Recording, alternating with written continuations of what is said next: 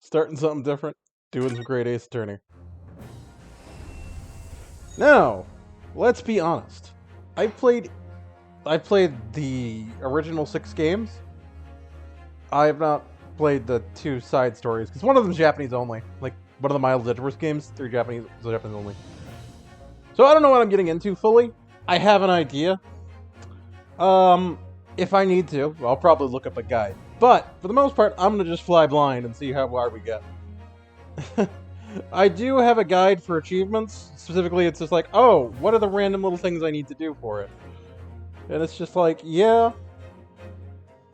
Okay, so like for the first chapter, everything looks pretty standard. I don't have to worry about anything on that, so we're fine. Anyway, so of course we're gonna start with adventures because yeah, never played this one. The Empire of Japan.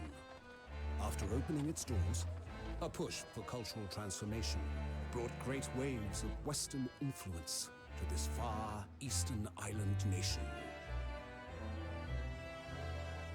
The revolution washed over the land, making life in the capital exciting and unsettling.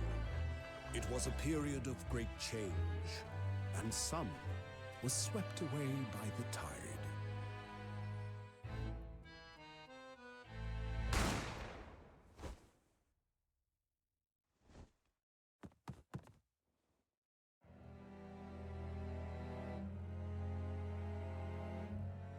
But for one man, the turbulence of that era was just the beginning of an extraordinary story.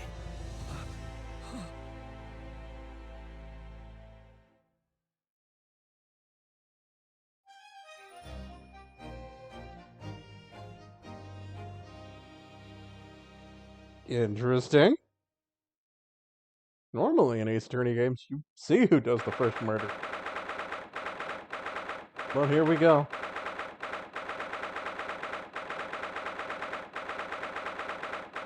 That said, I do love that the original Ace Attorney games with Phoenix Wright, it's just like, yeah, they localized a lot of things to take place in America. And so then they're still trying to, and yet they decided to keep this because this is so much more Japanese. They kept this strictly more as that. So you're actually playing as Naruhodo, which was the Japanese name for Wright. Well, family name, you know. So anyway, gotta be just beyond the doors to this quiet little chamber. It's the highest court in Japan, waiting to decide my.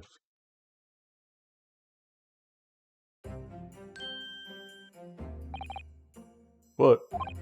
Oh! Oh, no, nothing. Save your glares, murderer. Sorry. My name is Ryunosuke Naruhodo. I'm a second-year student at the Imperial Yume University. 3 days ago, I somehow found myself in the middle of a horrifying incident. And now here I am, waiting my trial. That's enough. He's not obliged to listen to such abuse, officer. And who are you? I'm this man's lawyer. I'll be defending him today. Lawyer? Yes, and until the judge has given his verdict on the case, no one has the right to treat him as a criminal. So you will hold your tongue. Technicalities. Look at you. You haven't even graduated yet. And yet, I still seem to know better than you how a court officer should behave. Right, Ryunosuke? Oh, yeah, of course. Sorry.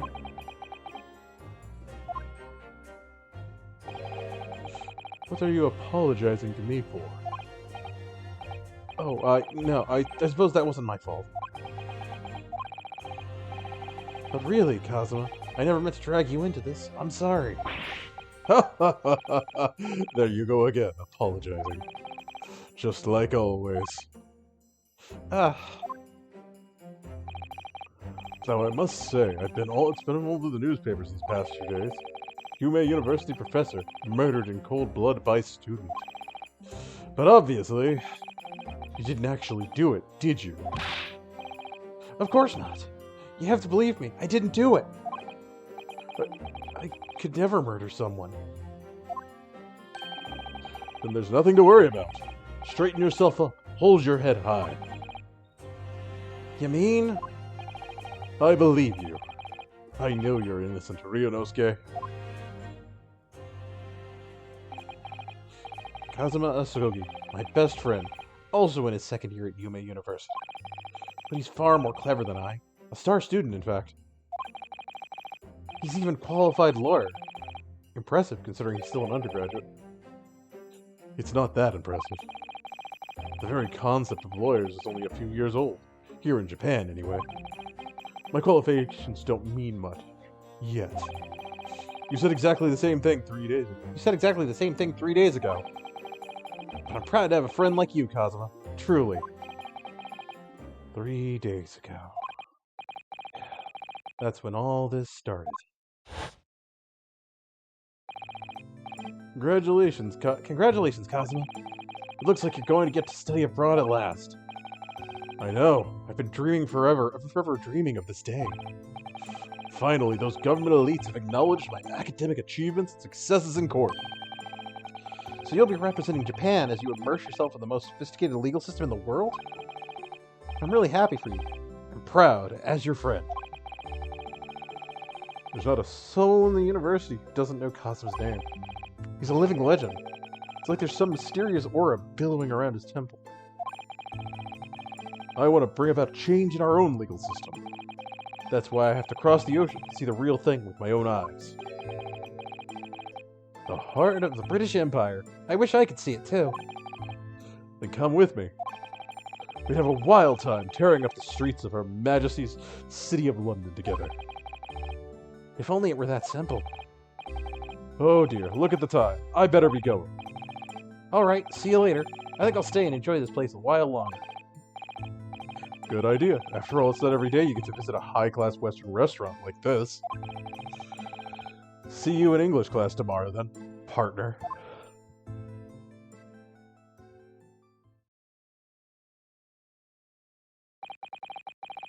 It was straight after that. That's when it happened.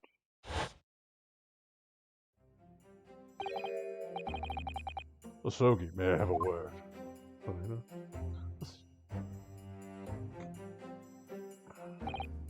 Professor, I didn't know you were coming.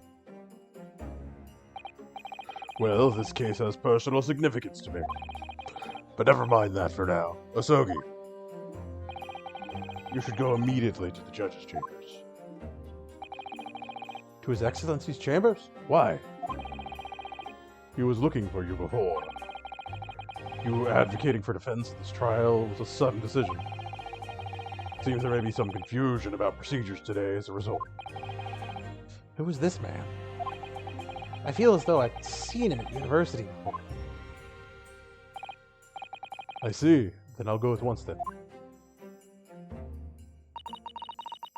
I shall accompany you. Alright then, Ryunosuke. I'll see you in the courtroom. Yeah, thanks, Kazuma.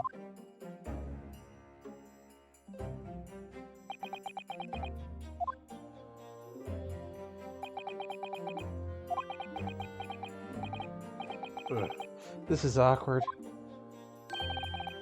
If I may. Yeah, sorry. You must be the defendant, Ryunosuke Naruhodo, I believe. Yeah, that's right. My name is Yujin Mikotoba. I'm a professor in forensic science at Yume University. Ah, Professor Mikotoba. I've heard that name from Kazuma before. As I recall, he's been pushing to get the government to agree to Kazuma's thing abroad. Osogi has told me about you. You and he are best friends, I understand? As such, I feel you should know. Know what? Well, as you've no doubt heard, Osogi has been granted permission to go and study in Great Britain. However, if he should fail to defend you in today's trial, I'm afraid that permission will be revoked and never granted again. What? As I suspected, You were unaware of this. I had a feeling Asogi may have chosen not to tell you. He's agreed to defend me, knowing that if he fails, his dreams will be shattered? But I don't understand. Why would the government do such a thing? The administration has to choose from a large number of applicants for overseas study. It's very difficult to persuade them, even in the most favorable of circumstances. I don't believe it.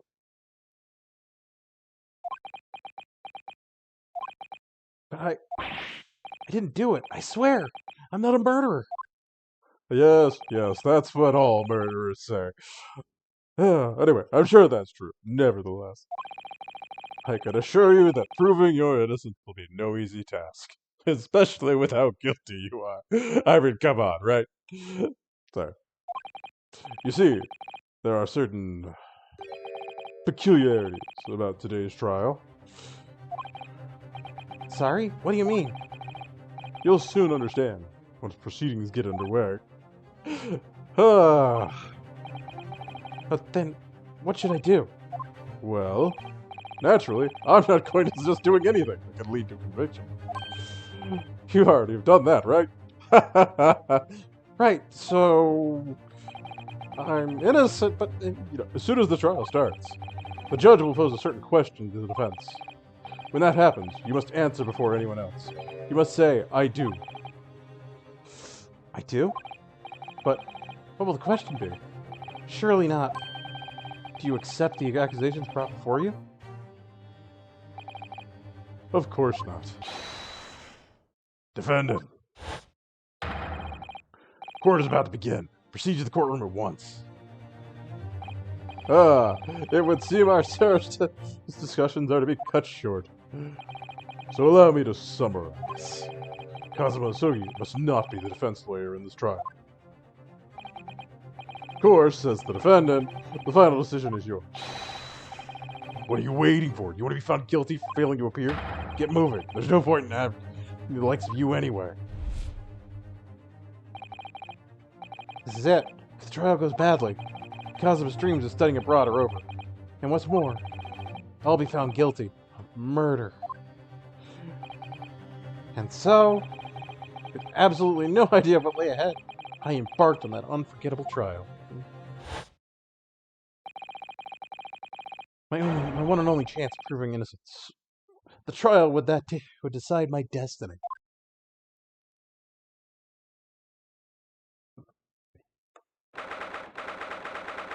22nd November, 9 a.m. Supreme Court of Justice. Courtroom 2. It's always courtroom 2, isn't it? Well, usually. There's a couple that aren't in courtroom number 2. So, this is a courtroom?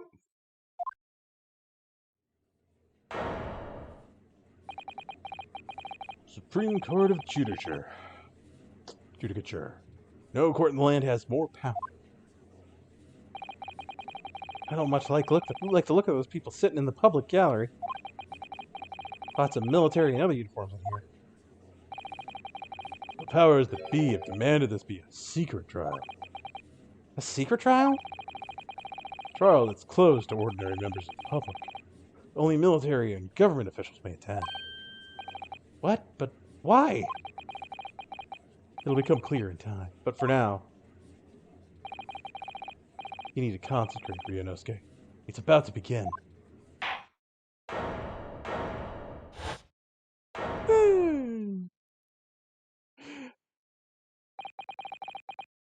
The court will now hear the trial of Ryunosuke Naruhodo.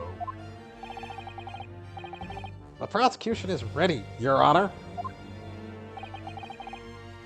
As is the defense. Before we begin, there is one point of order I would like to confirm. Yesterday evening, the defense made a last-minute request for a change of advocate. That's correct, Your Excellency. I made the request myself. Normal procedure is for the defendant's advocacy to be decided 2 days prior to trial. If this is an unusual circumstance, I'm obliged to ask for final confirmation now.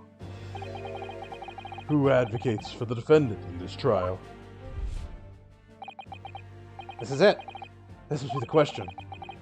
Who's going to defend me? That's the question the professor meant. But then, if I say I do, I need to answer quickly. What should I do? We in on this bitch.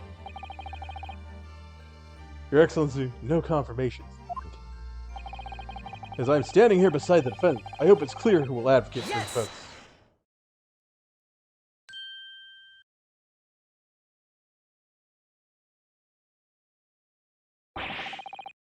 What is the meaning of this unruly outburst?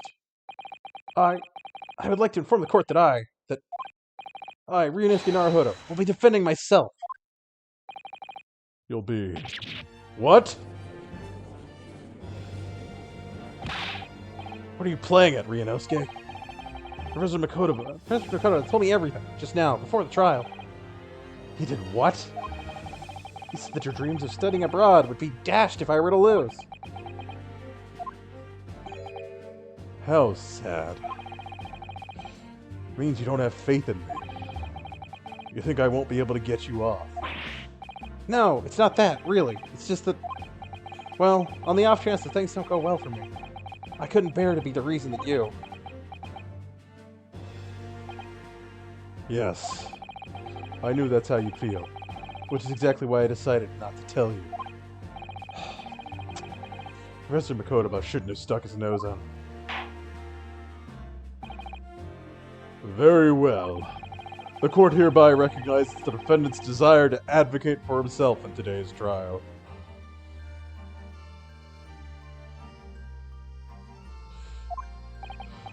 Well. Do the accused admit defeat already? Renouncing his own counsel? Really? Objection! Make no mistake, counsel.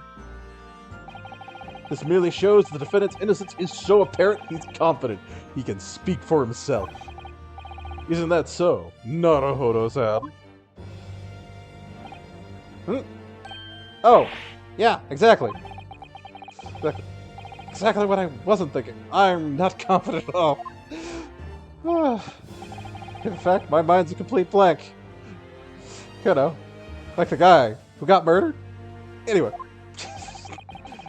I realize you're in charge now, but still, try not to look so bewildered. Well, for a mere university student to be brought before the Supreme Court. You must have perpetrated a most heinous crime indeed. As you are no doubt aware, this is the Supreme Court of Judicature of Japan. Accordingly, the very highest standards of conduct are expected of all present.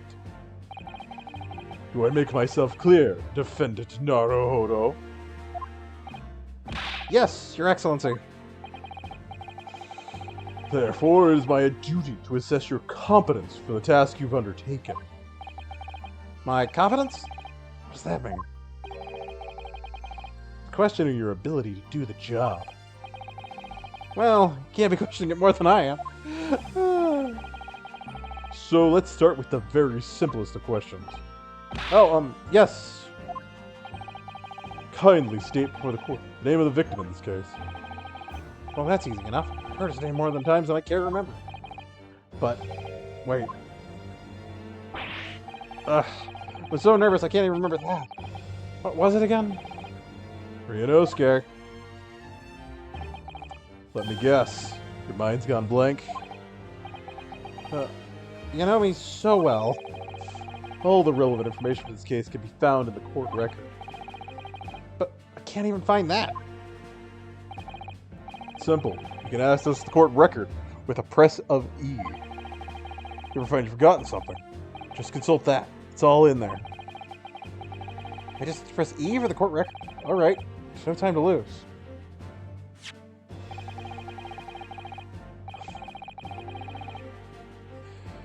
This is a list of the evidence you've collected. Now try switching to people with E. You can find details about the victim here. When you're done, just press Z to go back. John H. Wilson, the victim of this case. He was a visiting professor of medicine at Yume University from the British Empire. So remember, everything to do with the current case can be found in the court record.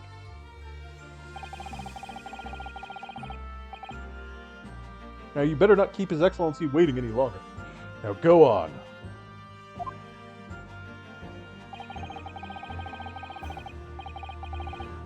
Find the victim in the people section of the court record, and then press R to present. Try it now. Yes! The victim's name was Dr. John H. Wilson. I totally knew that, right?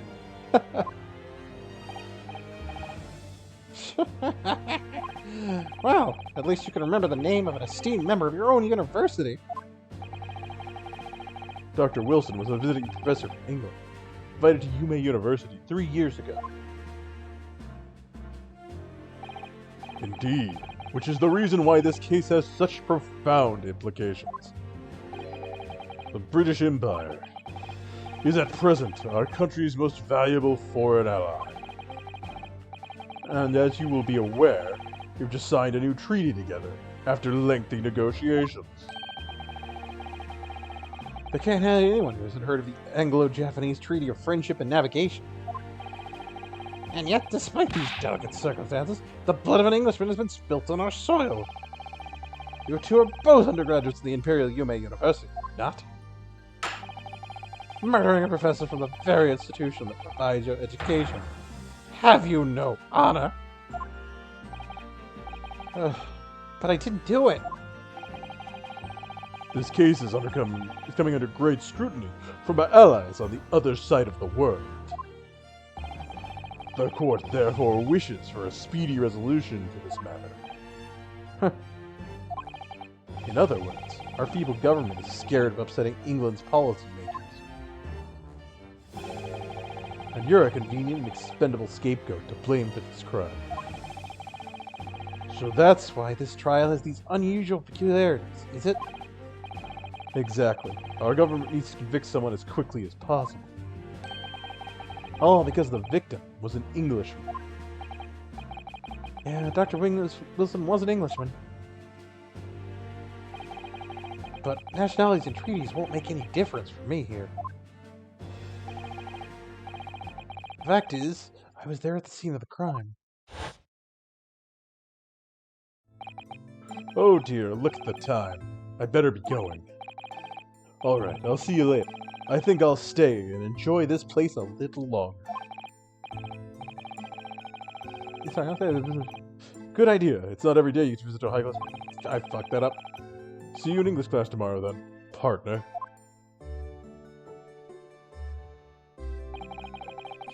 British Empire. Wow, it's incredible to think. Wait.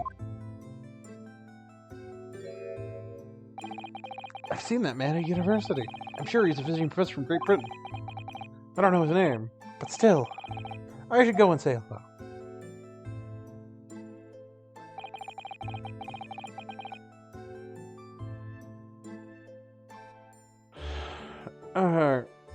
Yeah. Sorry, Twitch is saying this is being unstable, but it looks fine on my end from OBS, so I don't know. It's weird. Anyway, so I went over to the professor's table and introduced myself to Dr. Wilson. Now then, let me pose my next question to you, Defendant Naruhodo. Yes, Your Excellency? How did this professor of medicine, Dr. John H. Wilson, lose his life? State before the court the cause of death. The cause of death? Well, obviously that was, Ryunosuke. Remember that in court, every assertion must be backed up by evidence. By evidence? But how? Find the piece of evidence that shows the professor's cause of death, and then select present. Do it now! Okay, Dr. John H. Wilson, male British, time of death. 19th of November, shortly after 2 p.m. Cause of death, a single bullet fired at close range. Fatal hemorrhage from pectoral ballistic trauma. No exit wound. Bullet did not pass through the body.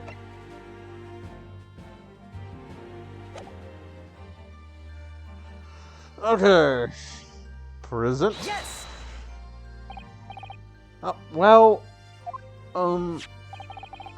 according to this document, the victim suffered a hemorrhagic due to the gunshot trauma? Learn to read, you imbecile. That's the post-mortem report, I take it. Sorry, yes, that's right. The post-mortem report. In the West, a doctor dissects corpses to identify the cause of death in an autopsy. That's such a strange concept, isn't it? Anyway, why not just kind of... You know what, I'm not gonna... I have nothing there. But here in Japan, a police officer merely inspects the bodies and draws conclusions that way. Oh, I see. It's not gonna be tested on any of this later. The so-called photographic print at the scene of the crime. You can clearly discern scorch marks around the bullet hole, produced by a powder explosion. In other words, we should assume that the victim was shot at close range.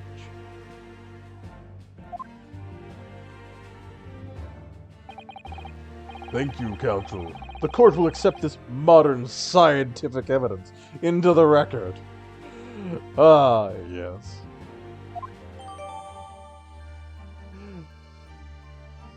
Mm-hmm. So that's a photographic print. Well, that's something I've never seen before. It's clearly superior to a drawing. The detail is incredible. And eventually robots will do it. No. Let's start the trial.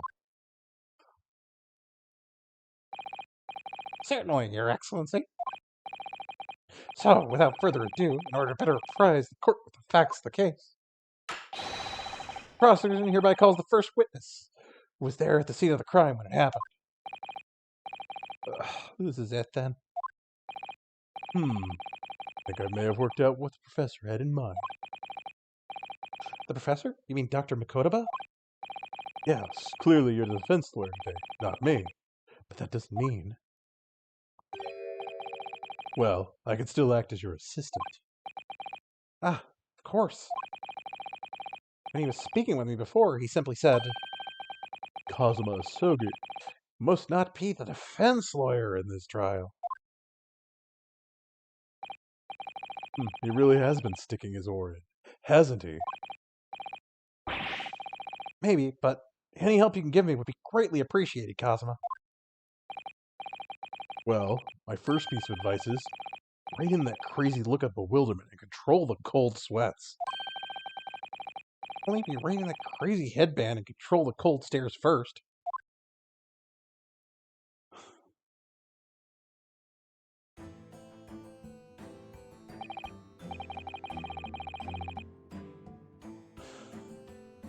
Witness, please state your name and occupation for the court, please. Of course, my name is Satoru Hosonaga.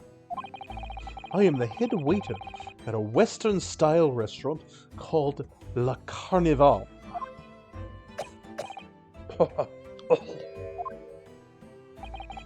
Are you alright? You seem to be coughing up some,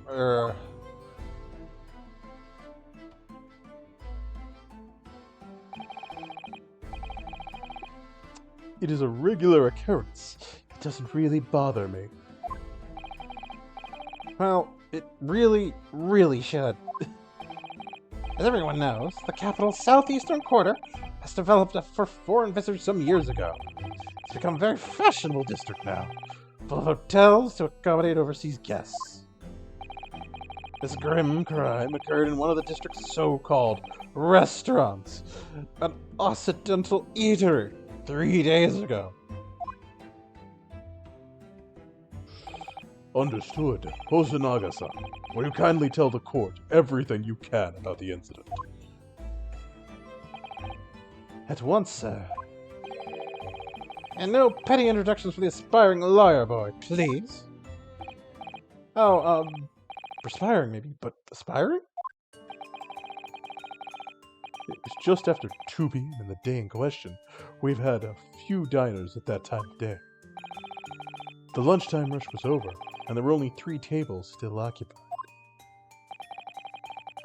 That fits with my memory of it, too. There was hardly anyone else in the place.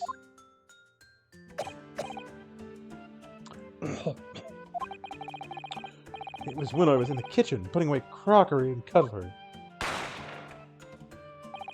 A gunshot rang out, so I hurried to the dining area to see what had happened. I found the victim, an English gentleman, slumped in his chair. Standing immediately beside him, gun in hand, was the accused university. Yes!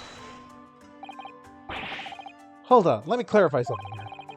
While I did pick up a gun that I found lying on the floor beside the professor, I didn't shoot him. Objection! I believe I asked you to refrain from petty interjections. The court wishes to listen to the witness report of what we saw, you amateur. But the next time you interrupt at an inappropriate time, you will be penalized, defendant Naruhodo. Don't worry, Ryunosuke. You'll have your chance to fight back. For now, we must just sit quietly and listen to the witness. If I may confirm one point, waiter. Standing beside the victim with a gun in hand was the same man we see here in court today.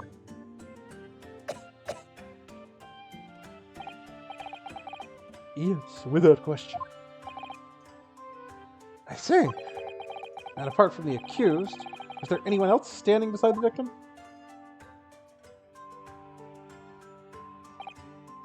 No. There was no one else around at the table but the deceased Englishman and the university student. Huh? Wait, what did you just say? There was no one else around at that table? What's the matter, Ryunosuke? That's just not right. When I went over to Dr. Wilson to say hello, there was a woman sitting opposite of him at his table. Really? And that's not something the waiter could have missed. I've been warned about interjecting, but still, what should I do? Yes!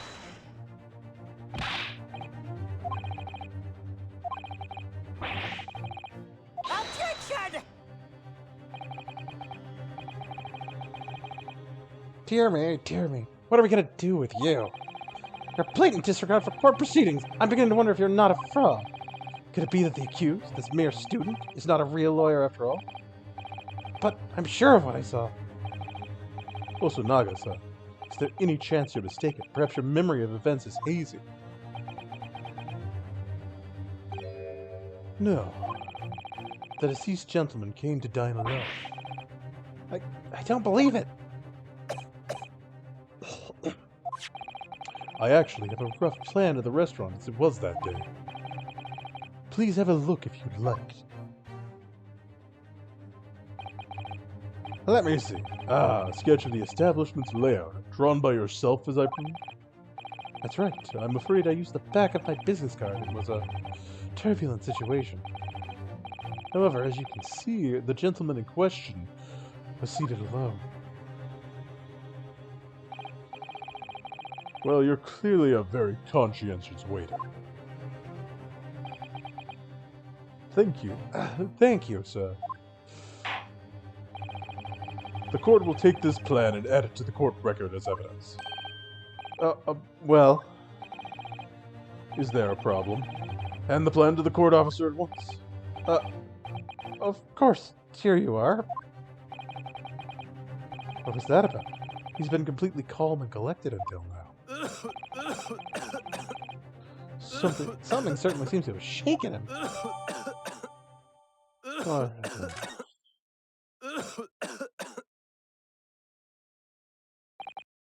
So, court has heard the precis of this case. Yes, at the moment the gunshot was heard in the restaurant, the only person in close proximity to the victim was the defendant on trial today. It seems we're looking at a black and white case here. Defendant Naruhodo. Yes, Your Excellency? If you admit your guilt at this stage, the court is willing to look mercifully upon you. In other words, you may have some small reprieve in terms of your inevitable punishment. I called this waiter as an unsworn witness in order to explain the details of the case to the court. But I was sworn in the defense. If you are determined to pursue matters further in this trial, the prosecution has decisive evidence from sworn witnesses who were present at the scene of the crime. Man, classic intimidation, huh? What do you think I should do, Kazuma? What do you mean? Well, I'm gonna be found guilty one way or another, it seems. Wouldn't it be sensible to plead guilty at this stage and hope for a more lenient sentence? Everyone keeps telling me that this trial is unusual about these peculiarities. You've said it. Professor Makodaba said it, and so has the judge and the prosecution. I'm scared of what lies ahead if I push this. As I said from the outset, I believe you're innocent. I trust you. And yet, despite knowing that, you're willing now to throw that trust back in my face? Is that it? What? If the accused is in fact innocent, then the defense lawyer is duty-bound to prove that innocence by whatever means necessary. Are you just going to abandon that duty? Are you going to give up on yourself? The battle hasn't even begun yet, Ryunosuke. The defense pleads not guilty, Your Honor, Your Excellency. We invite the prosecution to stop making empty threats and bring out its witnesses. We'll see just how decisive this evidence really is. I'm having fun with the voice acting. Indeed. Prosecutor Ouchie, please continue with the proceedings. Well, you were warned. The young can be so reckless. You know, many call me a saint, but I could be a devil when I want to be.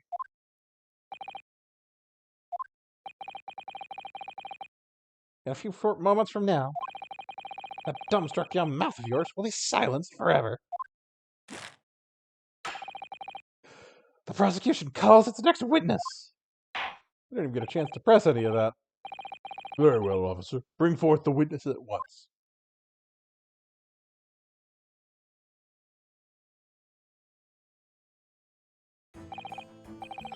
Witnesses, kindly state your names and occupations for the court.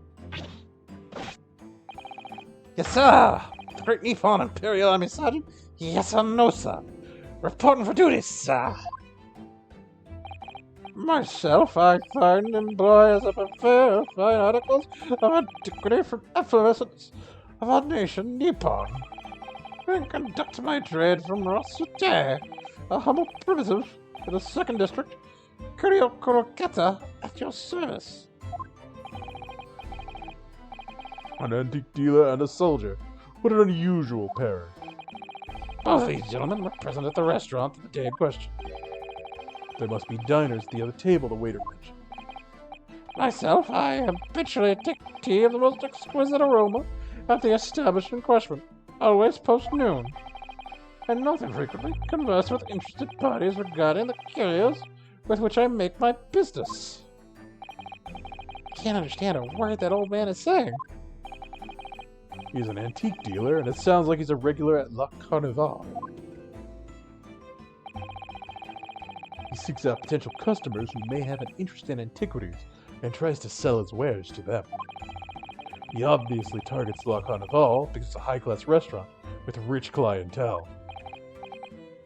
Right, I see. Although, to be honest, the sergeant looks like more like he'd be a seller rather than a buyer. Now, you both here witnessed the precise moment of this atrocious incident. Is that correct? Affirmative. The enemy unit was seen attacking the foreigner in what could only be described as an act of war, sir.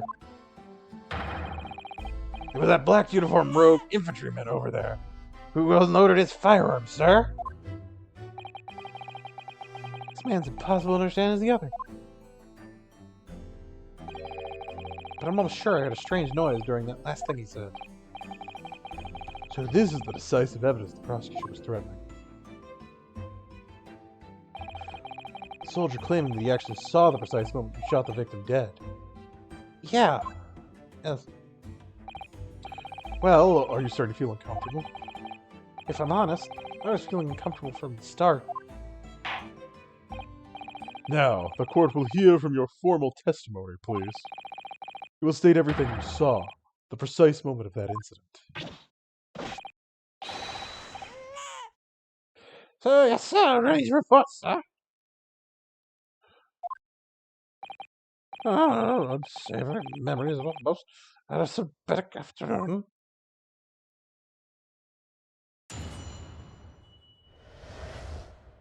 What the witnesses are? I was ingesting a regular beef steak at the restaurant while having a tactical discussion with the old man. Myself, I was extolling the virtues of a particularly fine golden curio to the military gentleman.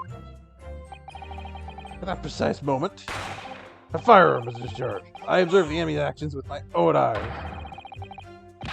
A black uniformed varsity cadet fired on the English civilian, and from the back, the cowardly weasel. Well, that's my contradiction just there. I was on my hands and knees, investigating the whereabouts of my previously absconded precious curio. Well, so you say, Sergeant Nosa, actually witnessed the vital moment. You saw the split second when the defendant fired the weapon at the victim? Yes, sir. Affirmative, sir. That wicked university cadet, sir. The cruel and unforgivable enemy. Ugh, man, I'm plucking up my voice a bit with this. What times we live in when an Englishman may be assailed in the broad light of day.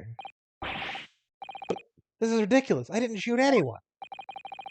Is that really true, Ryunosuke? Yeah, all I did was pick up the gun I saw lying on the floor. After I said hello to Dr. Wilson, I went back to my table and sat drinking some coffee. Then, when I finished, I got up to sit in my seat to leave the restaurant when I noticed an English-made gun next to the chair where the professor was sitting.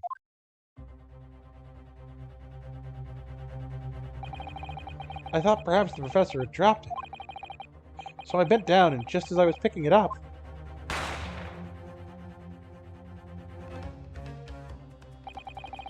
Well, if that's the truth, there was obviously a criminal on the scene somewhere. Somewhere in these two witnesses' testimonies, there's a clue as to who the criminal was. there is? Ryunosuke, you must exercise your right to Cross-examine? Do it now. As we have heard, Your Excellency, there is no room for doubt in the testimony of these witnesses. The defendant was clearly guilty. It's time to bring the despicable student to justice. Certainly, the testimony the court has just heard eliminates any vestiges of doubt. Therefore, it is my grave duty to declare the verdict of the trial.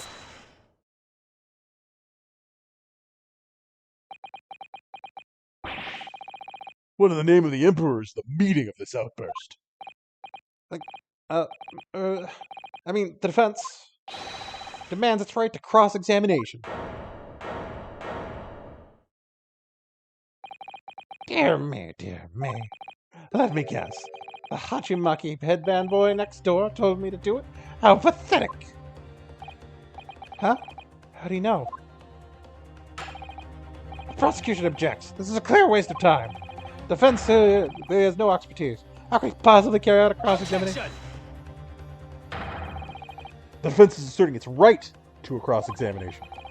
Whether or not you think he's capable of it is irrelevant.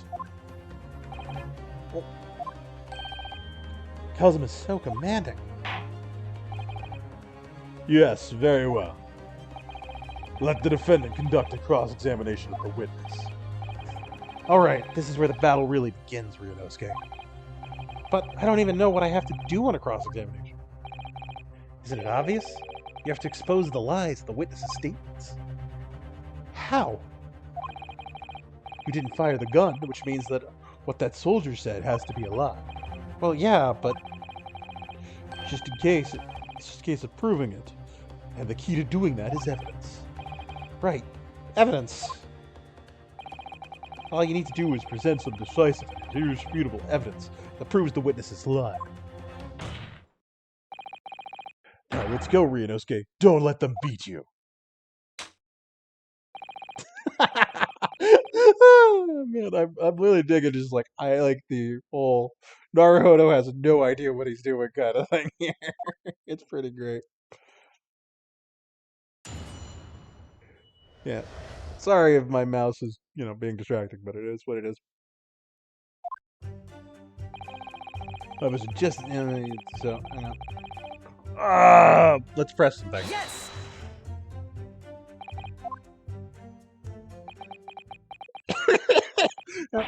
What? Why aren't you saying anything?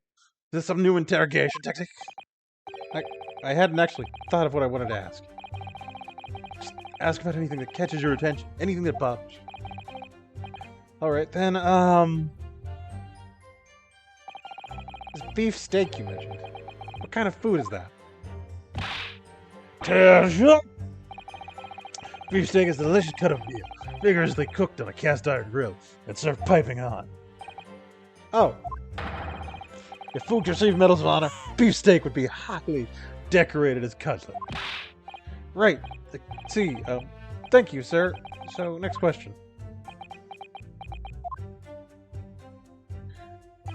This cutlet you mentioned, what kind of food is that? Casual. Cutlet is a delicious cut of beef, tossed in breadcrumbs and deep fried in cooking oil. Accept your guilty verdict, atone for your crimes. When you're released from prison, try it. Yes, sir, I will, sir. On the double, sir. Sorry to interrupt, but how about trying to stick to questions that are relevant to the case? Oh, sorry, I'll do my best. So, next question. Just me, or do you keep hearing a sort of wah crying sound? Negative. Well, at least we've learned that he's a big beef lover. Affirmative. It's not easy knowing what questions to ask. So that's pressing. Yes! Let's ask about that. We're gonna just press everything. I have no idea what you're talking about. A koban, boy. Koban? You mean an old Edo coin? A day prior to the incident was a treasure of exceptional value, however hid into my collection. I took myself to the restaurant the following day with said items secreted in my bosom pocket. And the hope of an affluent cognizant appraised of its indisputable value being present. So you were hoping to sell your Koban coin to Sergeant Nosa, whom you met at the restaurant. Yes, it's quite clear where you're going with this. You're about to assert that a penniless soldier would have no hope of purchasing precious Koban. Is that so? Well, you little upstart cadet. You want to aid disrespecting a superior officer for crimes, do you? Blatant subordination. No, I didn't say anything. Although penniless might just be the word I was looking for. In any case, the hour was already advanced beyond that day luncheon. There remained a few present with whom I could engage in discourse in the matters of business. The gentleman beside me was grappling with bruised veal at the time, and was my sole prospect. I see. At that precise moment, the firearm was discharged. Yes! So, you're saying that you actually saw me at that time? Oh, affirmative, I saw you. Laughing, cackling like a madman, you trained the barrel of your gun on the incident. But that's impossible. I only... Allow me to confirm just one point, please. What's that, Private? Thinking carefully about the statement you just made, it seems to me that it must have been just after the gunshot that you looked over the victim's table. And so what if it was? Well, if that's really the case, it would mean that you didn't in fact see the precise moment when the killer actually fired the gun. Ah, a double R. My sixth sense. Sorry? My sixth sense of danger.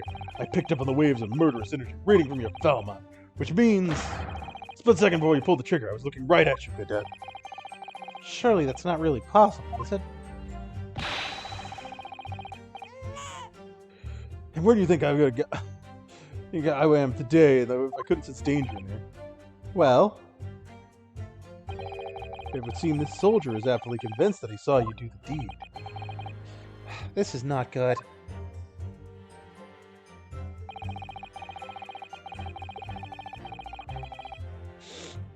Okay, so this is, as I said, where he's wrong.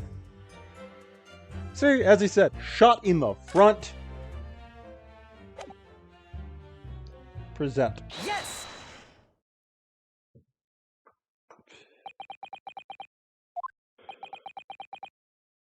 Look at the sweat of it.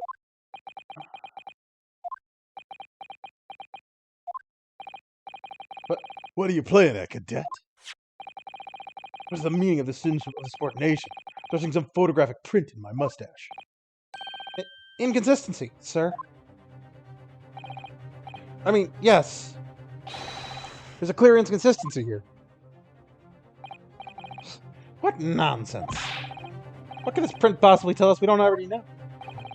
Well, obviously, that, I know what I want to say, but the words just won't come out of my mouth. I think this proves beyond any doubt, Your Excellency, that there's no place for an amateur student here in the Grand Courtroom. This is so frustrating. Oh, please. Surely this doesn't require an explanation. It couldn't be more plain. To spell it out would be an insult to the court. Kazuma, what are you talking about? It's apparent from the single glance at the photographic print presented by the defense that there's a clear discrepancy here with the sergeant's statement. What? Sergeant Iese Nosa. Yes, sir. What, sir? The statement you just made was this. The black uniformed varsity cadet fired on the Englishman, I think he's a civilian, and from the back, like the cowardly weasel.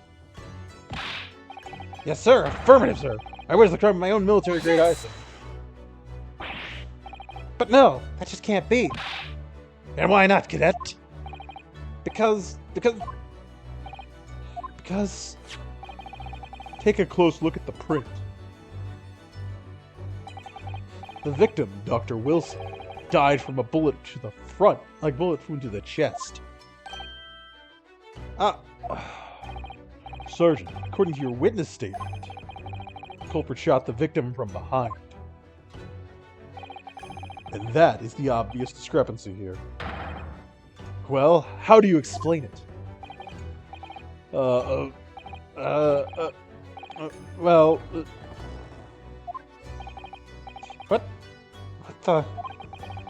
was that?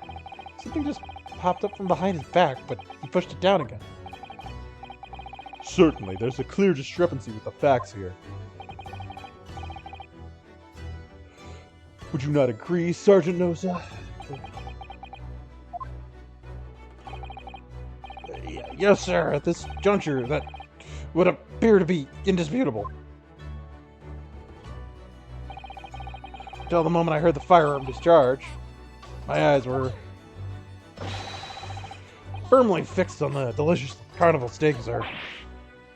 What? The last testimony the court heard has proven one thing beyond all reason to doubt. The witness, Sergeant Iese Nosa, did not see the defendant firing the gun at all. That's absurd. I think the conclusion we must draw is simple. There is no place for an amateur prosecutor here in this grand courtroom. There's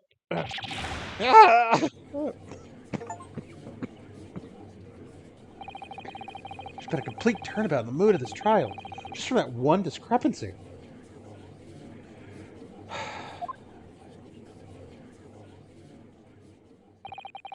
So if this is what being an ace attorney is all about... But I definitely saw him. The university cadet here was pointing a firearm directly at the victim's back. But I never fired the gun. All I did was pick it up off the floor. And you, old man, you didn't see the victim was shot either? Myself, I've already been quite clear.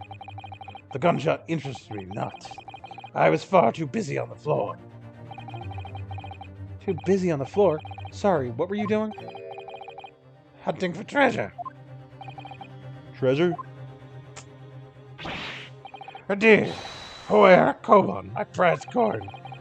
On each occasion when I visit that restaurant, it is my habitude to place in my bosom pocket a particular trinket of interest from my shop, Grasute, in the hopes of meeting a rich diner who might like to buy it from you. On the day of my scrutiny, it was to be the military man that I preferred my Hawaii treasure. Believed that he would purchase such a rare find, I did not, but I was presented with little alternative.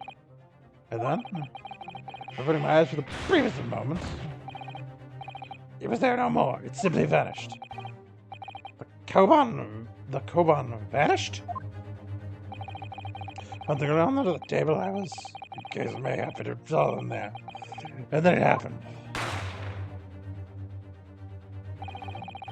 You heard the gunshot, you mean? Indeed I did, but he did it not, for I was concerned only with finding my absconded Hohe treasure. Nothing could distract me. Out of interest, did you find the coin in the end? No. I see. The lamentable day, the precious Hohe Koban was lost to me. No doubt, some unscrupulous scoundrel pocketed the prize coin for himself. As I'm sure everyone present is aware, this case demands a swift and decisive resolution. Our government has promised to send a full report to Great Britain by telegraph this very afternoon. Nevertheless, the witness testimony this court has just heard was inconclusive, no matter how subservient our government feels it must be to the British. It would be unforgivable to deliver a verdict on this trial right now. What is your position, Prosecutor Ouchie? Or not, Your Excellency. The defendant may have fled a tiger at the front gate, but he will find a wolf at the back. My witnesses have further testimony to make. Explain. Following their next statements, it become abundantly clear. There's only one person who could possibly have committed this despicable crime. The equally despicable defendant, Ryunosuke Naruhodo. What?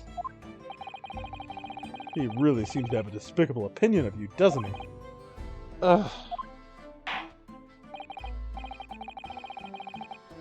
Very well. The court invites the witnesses to testify again. You will thoroughly explain the reasoning behind the prosecution's allegation. Is that clear? As clear as cuticle glass, Your Excellency. Yes, sir, at once, sir. Awaiting testify, sir. Excuse me, but there's something or someone peeking out over your shoulder, I think. Affirmative. The newest member of the Nosa family to rise up to the rank, sir. Name Ido.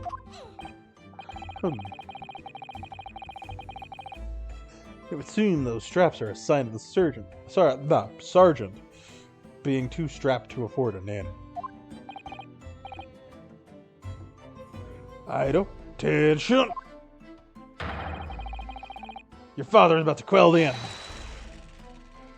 Watch and learn, my boy. Well, don't fucking lie. The true culprit. Even if what I saw wasn't the precise moment of the fire was discharged, it's almost the same thing. Yes, pointing his gun at the foreign man, he was. That young lad in black. That much I did see. So I did see. Furthermore, a visual search of the premises at the time confirmed that we were the only personnel present. Indeed, alone he was, the Englishman, dining all by himself. Therefore, no one other than the black uniformed cadet could have dispatched the Englishman. Over and out. These testimonies are certain, so. Wait, that's nonsense. The victim, Dr. Wilson, wasn't alone at all. Please, enough of these outbursts already. But there was a woman. There was a young woman in the street. You must have seen her. Everyone there must have seen her. Objection! You call yourself a lawyer. You will respect the rules of the court and speak accordingly. We're not here to listen to your fancy. It's evident beyond all reasonable doubt that the victim was alone at the time of the incident. The prosecution photograph has evidence of this fact. Is this a photographic print of the crime scene, counsel?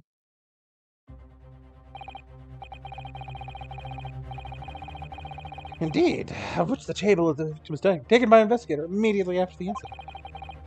You plainly seen, there's only one place set. Certainly, based on the appearance of this print, it would be reasonable to conclude that the victim was not in the company of anyone else. It doesn't make any sense.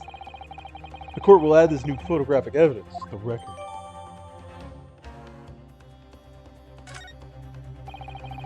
I don't understand. What's going on here? It's just not possible that nobody else saw that woman.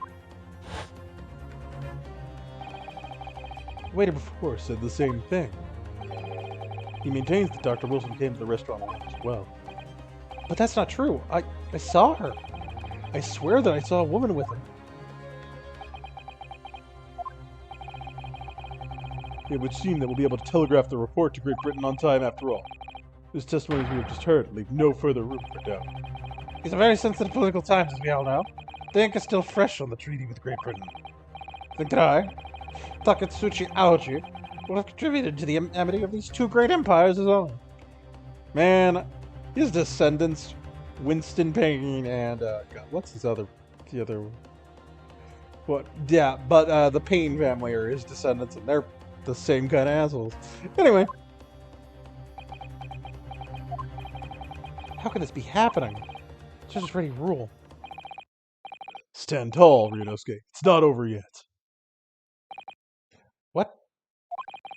What you say is true, and there's something going on here behind the scenes. And now's your chance to expose it, to draw out the truth in your cross-examination. I don't know, Kazuma. The defense is entitled to cross-examine the witness, but make it quick, understood? Rules can be so unbending at times.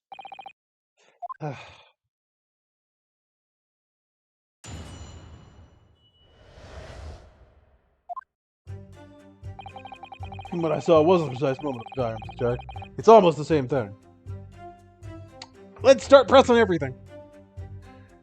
Yes! No, it's not the same thing at all. For a start, I didn't fire that gun.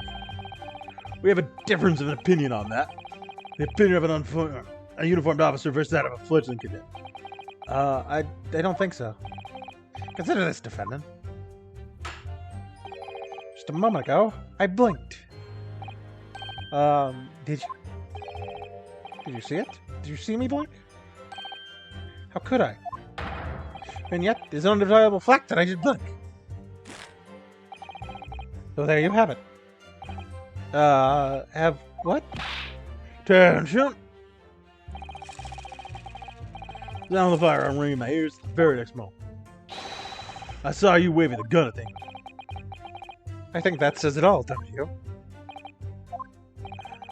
Let's not forget the antiques dealer witnessed the accused in the most incriminating position as well. Isn't that so, Korokata-san?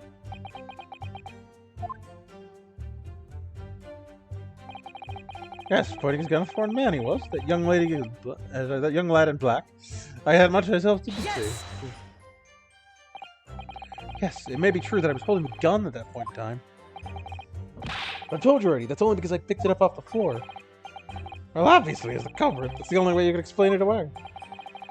I just finished drinking my coffee, and I was about to leave the restaurant when I noticed a gun on the floor at Dr. Wilson's feet, so I picked it up. At that exact moment.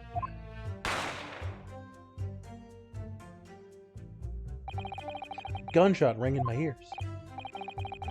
Full of events beyond our control, life is. Sorry, what do you mean? In your case, you found a pistol on the floor and picked it up, which necessitated this testing predicament. Whereas conversely, I failed to pick up the Koban on the floor and find myself in an equally testing predicament as a result. Anyway, the fact remains, myself, I did see you, with pistol in hand, standing over the foreigner. Furthermore, a visual search of the premises at the time confirmed we were the only personnel present. Okay. Yes! Since we know that's wrong, you must have noticed something else at Dr. Wilson's table. There was a lady there. Kid! As such, you have pains to point out time and time again. I'm feeling a growing callous in you. And yet, no one else appears to have even caught a glimpse of this room. Ugh. Only there have been more people dining here at the time. Someone else would have noticed her. Fortunately, it was already past 2 p.m. when it happened. The quiet time between lunch, dinner, and eating. I know. Of course the place was almost empty. It's what you'd expect. Certainly. 2 p.m. is neither here nor there in terms of time to eat.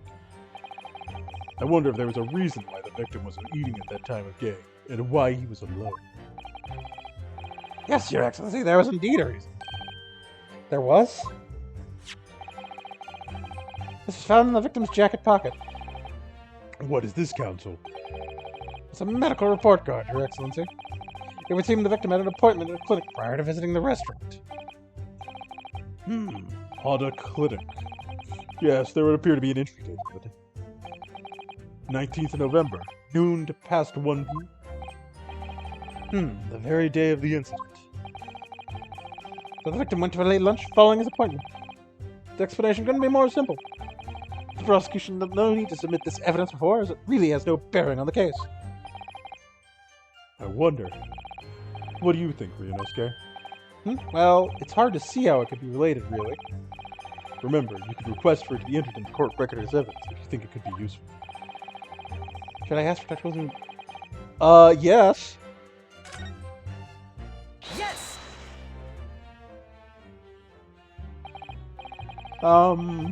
If I may, I'd like to ask that medical report be submitted as evidence, Your Excellency. On what grounds? The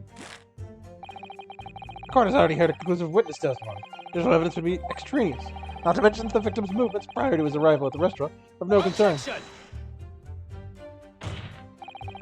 Whether or not they concern is up to us to decide. We have a right to explore all possible avenues. I beg your pardon? You have no authority to refuse a perfectly valid request for the submission of evidence. Very well. The court will grant the defense's request. Actually, they say that forever asserting their rights. It's a most disturbing trend. What's next? Running the government? Tearing off men's toupees? You'll just never see the end of these things. Officer, kindly add the victim's medical report to the court record. Okay, great. What we need right now are new clues. Uh-huh. Okay, I can't look at it. Why can't I look at it?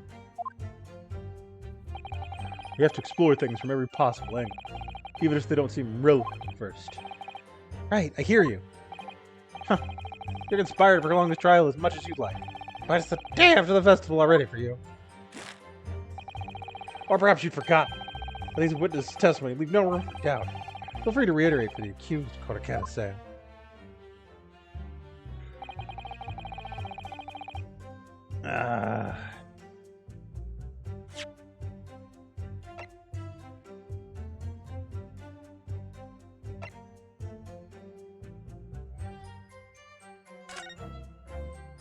So...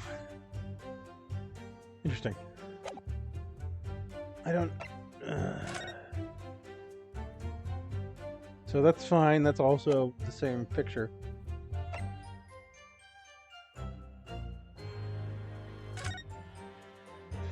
What am I looking?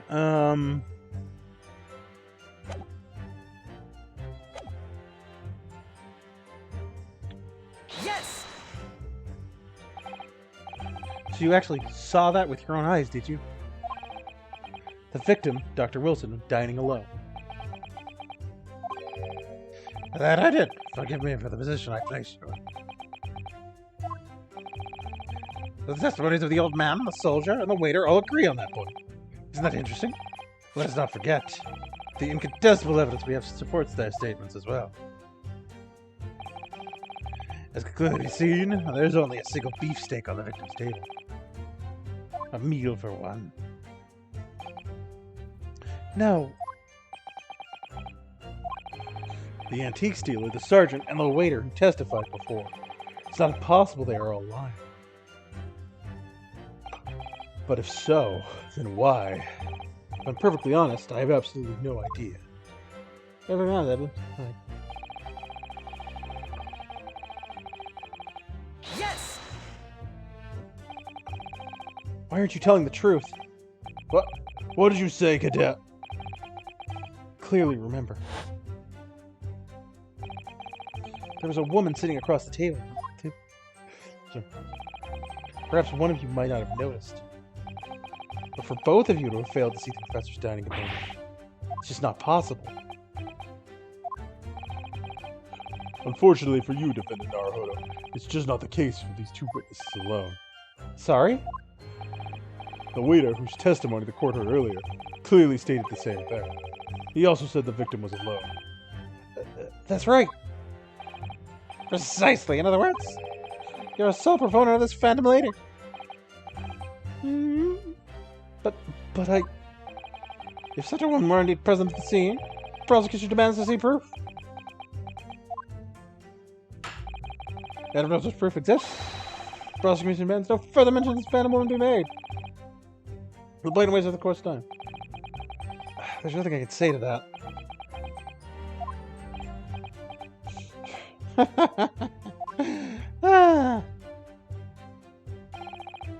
Excellent work, Ryunosuke. We've gleaned some new information now. Well, yeah, but I don't feel like it changes much. I can't seem to bring really your discrepancies to light. I wouldn't be so sure. Let me see that medical report card you got before. Oh, you mean this? Yes, this brand new piece of evidence. Perhaps we should examine it in a little more detail. How exactly? You'll notice that some pieces of evidence bear a magnifying glass. These are the ones you can examine. Chris Space said you can take a closer look at the piece in question. Use the up, left, down, and right.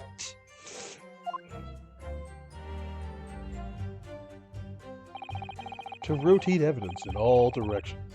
Examine it from all angles. By using WASD. Or WASD. You can move the crosshairs around to hunt for clues that you may have missed before. If the crosshair starts to pulsate, there's space to investigate further. So, partner, I think you should take a closer look at this medical report. See if there isn't something new to be learned by examining in more detail. Alright, I'll see what I can do. Space student? That's fine. So, it says how to clinic. Medical report card. I hate clinics. Almost as much as I hate hospitals and surgeries. Aren't they all the same? When I was 5, I caught the only cold I've ever had in my life. And I remember, even though I felt awful already, I had to have this hideous injection in my right arm. Ugh. I'll never forget it. Never in my whole life. Most people would give their right arm if they've only had one cold in their whole life. Anyway, I don't think this is a clinic where they treat people for illnesses like that. Let's keep looking for clues. We don't want to miss anything. Okay.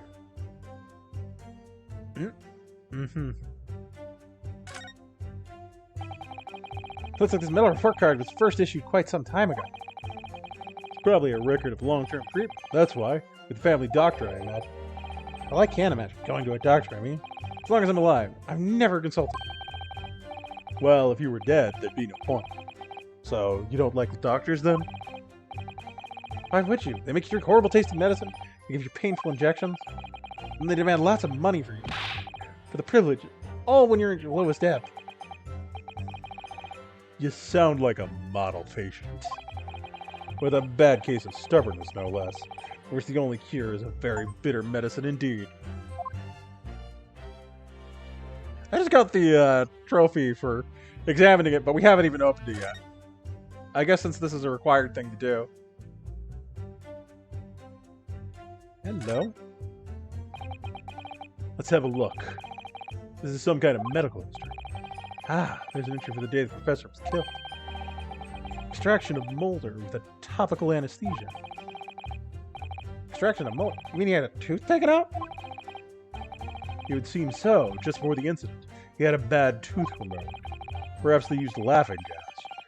That's the most modern practice in the West for pain relief. Yeah, I heard of this anesthesia. Although it's hard to believe there's anything that can actually stop you from feeling pain.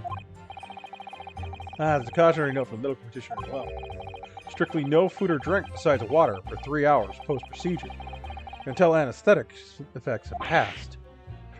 Really? Sounds like information worth bearing in mind. Report card's information has been updated. With this new information, the meaning of that one particular statement totally changes. So I think it's time we listen to the testimony again, don't you? Definitely.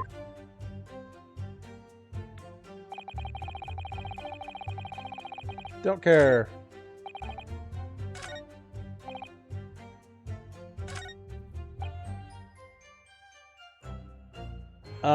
I guess we'll present here. Sorry, I hit the wrong button. Yes!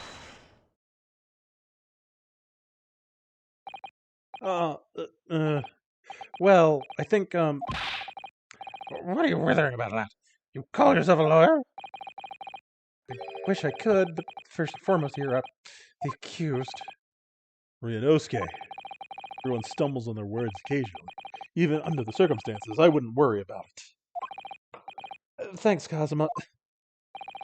I could see it quite clearly in that cross-examination you just carried out.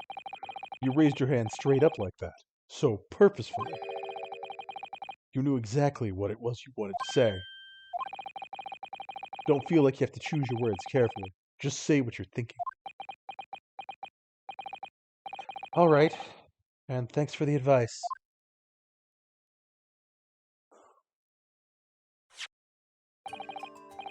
Kurakata-san, this is a medical report card belonging to the victim.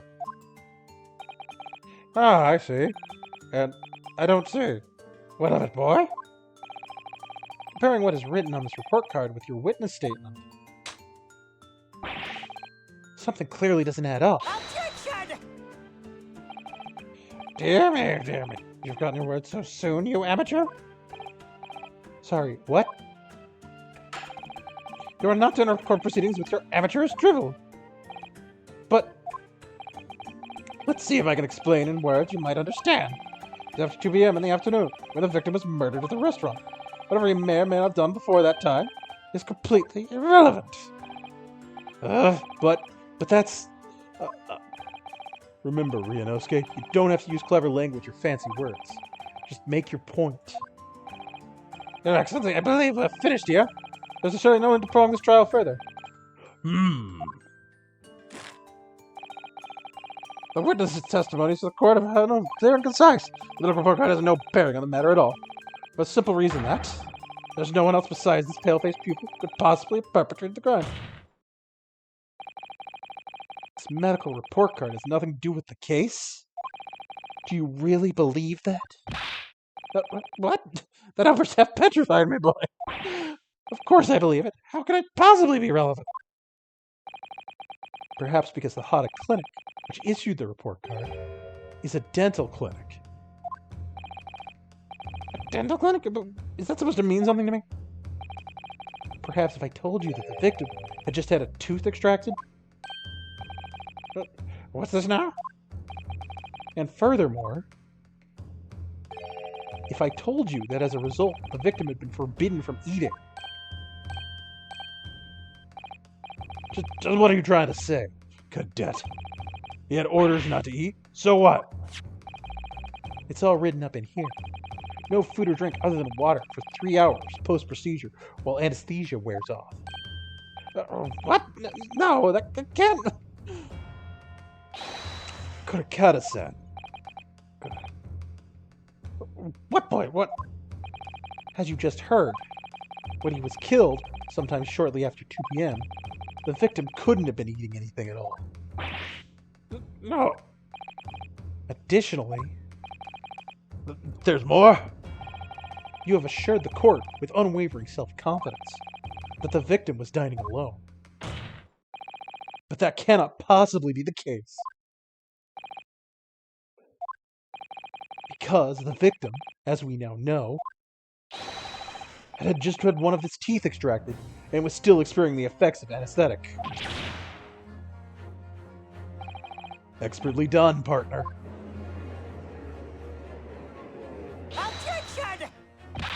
What kind of business sounds it, you little upstarts? These are pieces, actually. Just look at his photographic evidence. You can clearly see the plate of food at the victim's table. Objection! Use your head. That's the very discrepancy we're talking about. Or can't you follow the logic? How dare you! I think it's fair to say that the tables in this restaurant, Ace, have turned. You get it? You get the pun? Good. Anyway, wouldn't you agree, Ryunosuke? Huh? Yes, most definitely. So, having just undergone some dental surgery, the victim was unable to eat. Which leaves one very crucial conundrum. Who, in fact, was eating the pictured beef steak? The court will hear the opinion of the defense on this new puzzle. I assume you're ready, counsel? Counsel? Oh, that means me, doesn't it? Alright, the answer to this question is going to be pivotal. This is the start of your turning this trial around. Show them what you're made of. Got it. So, the person eating the steak at the victim's table must have been an as-yet unknown third party. Obviously, it could only have been someone else who was sitting at the perfected table. Objection! You will not let this go, will you? This was not such person. There was, because I saw her. When the incident occurred, we know that the victim couldn't have been eating anything. Yet we have evidence of a half-eaten steak on his table. Therefore, the only logical conclusion is there was somebody else there eating it. We have strong evidence to support our assertions. It's clear that these witnesses' testimonies are unreliable.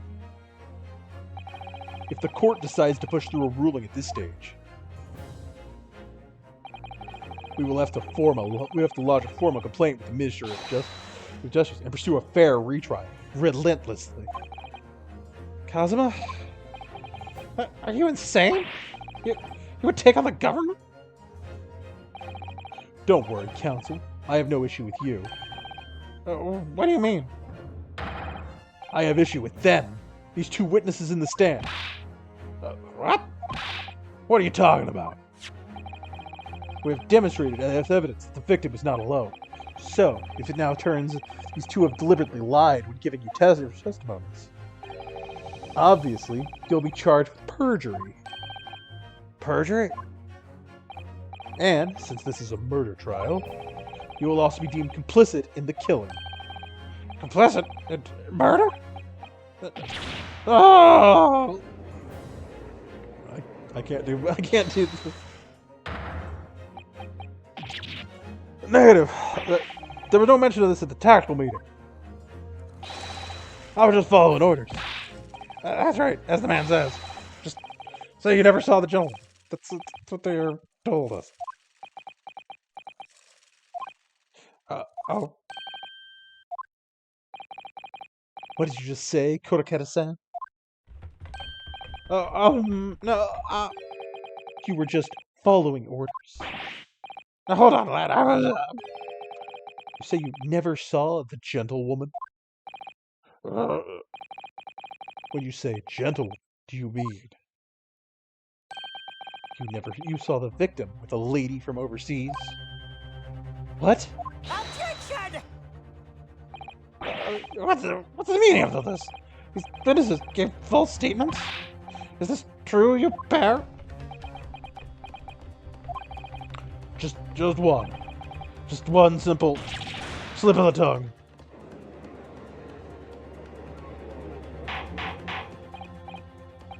Order, order, counsel. Explain what's going on here.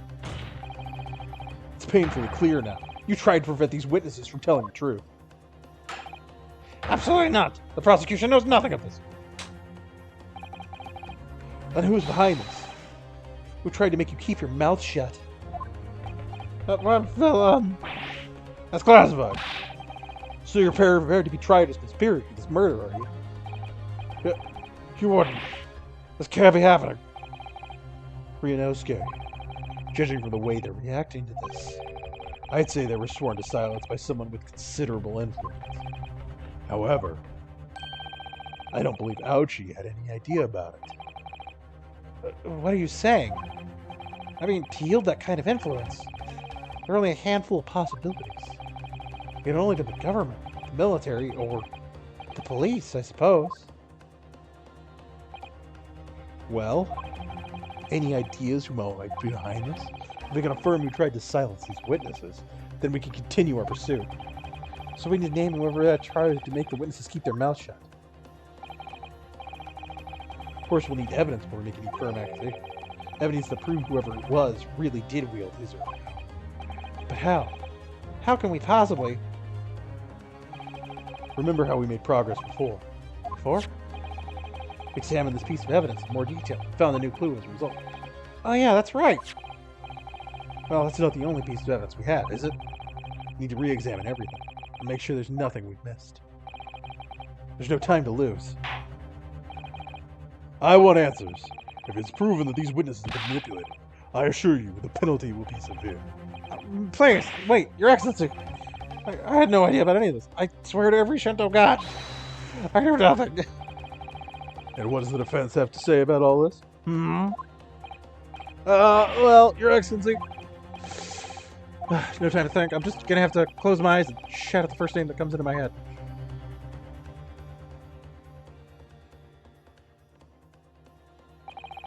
Besides the prosecution, the only person with the necessary influence to manipulate the witnesses is...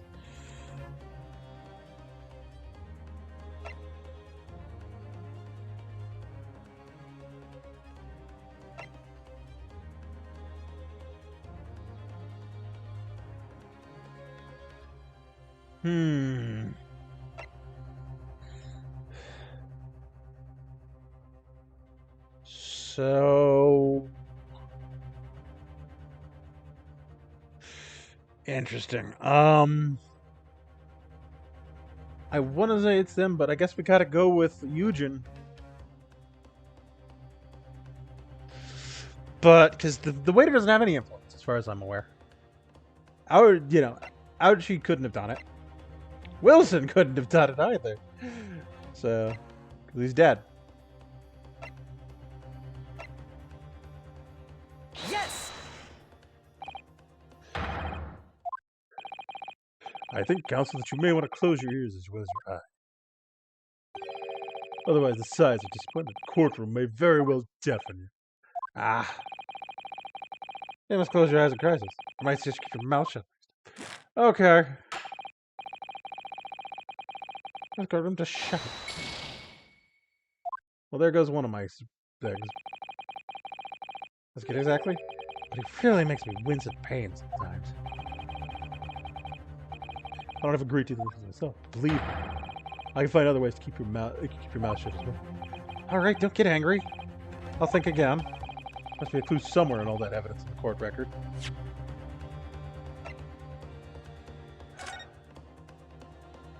Anyway, we know this.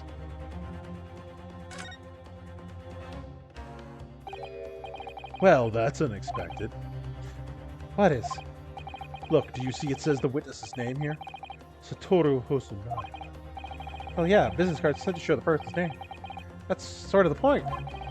It's not the name that's unexpected. It's his job title. His job? Oh! Chief Inspector Satoru Hosonaga, Primary Criminal Investigation Division, Imperial Police Bureau. Inspector, what on earth? I have no idea. But let's face it, I know these have a lot of power, and they're wielding it somehow here.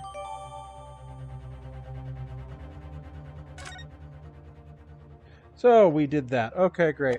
Cool. Now we know. Pieces of evidence I haven't thoroughly examined. See, it just didn't let me look at the court record when it's like, you need to make a decision.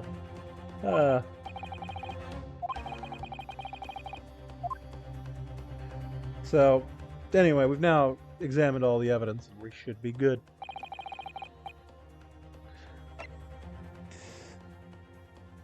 Yes! Well, surely that would be Satoru Hosonaga-san. Hosonaga-san, the waiter who took the stand earlier. Attention! Poppycock! What possible reason could the waiter to make these waiters look false? That's the fact that even the head waiter could not possibly have that level of influence.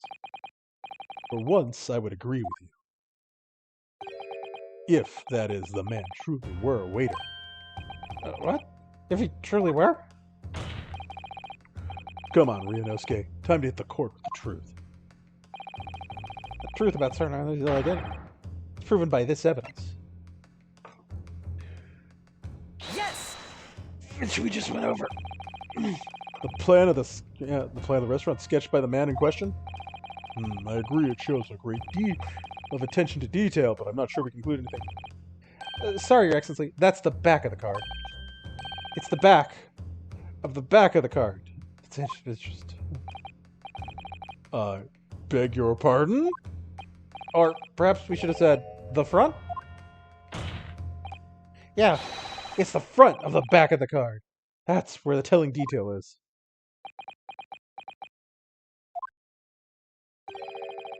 Would somebody please explain what this overexcited student is trying to say? Hosonaga-san sketched the plan of the restaurant on the reverse side of this business card. The front of that business card reveals the man in question's profession, his true profession. The waiter's profession, but surely. Good gracious. That's right, Your Excellency. The card reads, Chief Inspector, Primary Criminal Investigation Division, Imperial Police Bureau. What? The waiter is a police detective? I haven't heard mention of this before. Why haven't I heard any mention of this before? The Imperial Police Bureau has immense power. Absolute power as far as regular civilians are concerned. So, witnesses there in the stand. Was it in fact the waiter who gave you your orders? Was it he who told you not to mention what you'd seen in this foreign gentlewoman at the scene? Well...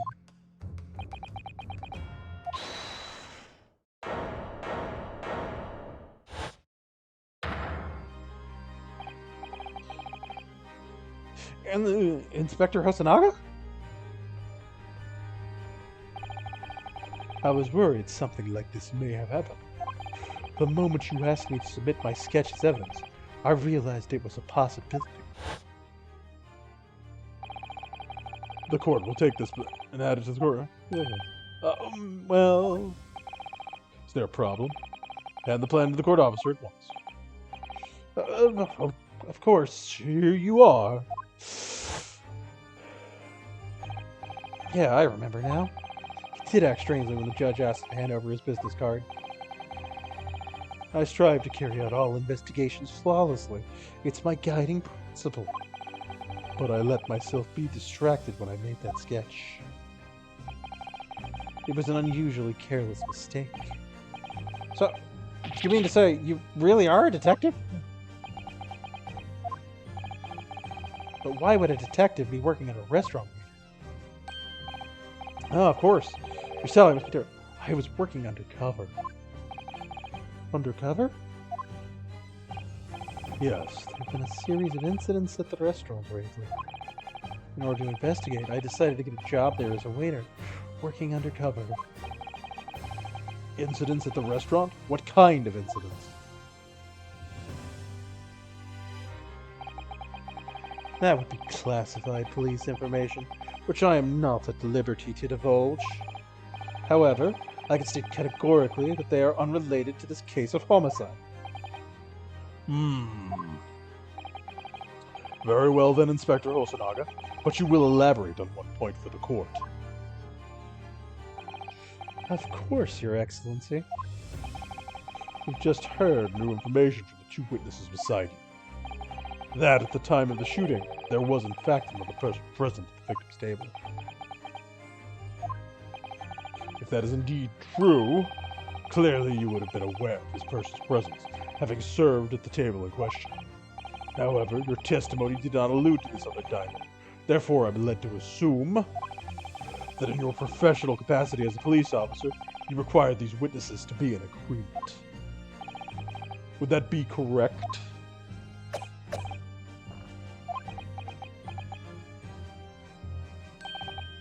Correct, Your Excellency.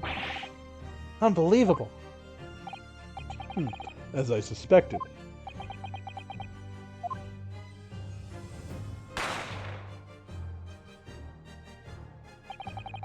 As soon as I heard the gunshot, I ran out of the kitchen to see what had happened. The victim sat slumped in his chair, and beside him, gun in hand, stood the accused sitting opposite the victim. At the same table was a young lady, whom I guessed to be an Englishman. So the truth comes out. I immediately sealed off the restaurant and reported the incident to the Bureau. It was then that I received some special orders. Special orders? You mean to say, remove the English woman from the scene at once?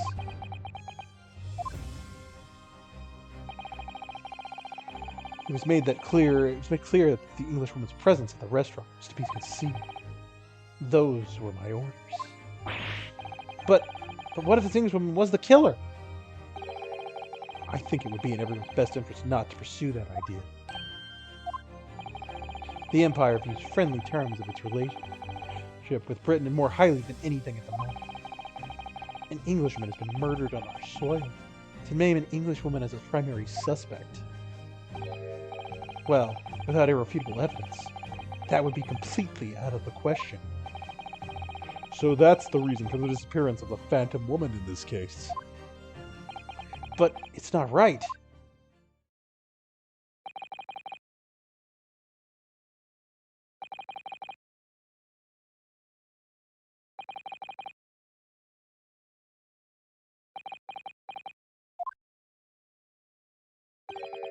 One possibility does spring to mind. What do you mean, Kazuma? Ume University is currently hosting a number of exchange students from Great Britain, and I'm fairly certain that one of them, studying in the Medical Facilities Research Lab, is a young Englishwoman. What? You're a shrewd man. I can see why you're the chosen candidate for the Overseas Studies Tour. You mean... When I removed the woman from the scene of the crime, I thought it prudent to check her identity first. And the court demands that you name the young lady in question at once, Inspector. The Englishwoman sitting at the university professor's table was a certain Miss Jezebel Brett. Was it Jezeel? Sorry, Jezail Brett.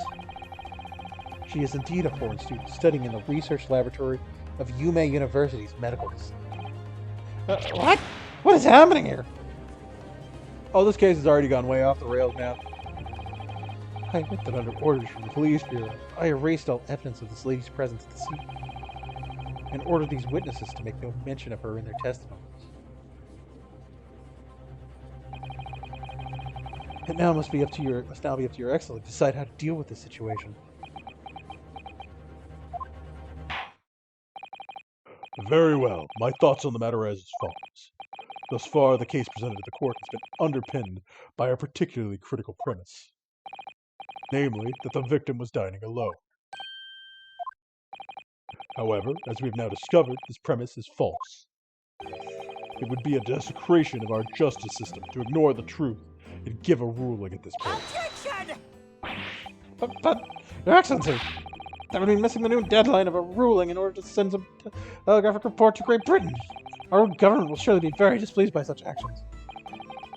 Calm yourself, Counsel. I will not allow the government of our country or any other to influence the proceedings of my courtroom. Inspector Hosanaga. Yes, sir? You will locate this Jezzael Brett and escort her to the courtroom with utmost urgency. At once, Your Excellency. Once, Your Excellency. But that means you'll be going with the special orders you were given from the police bureau. As I said before, it is my guiding principle to carry out all investigations flawlessly. So it won't be a problem?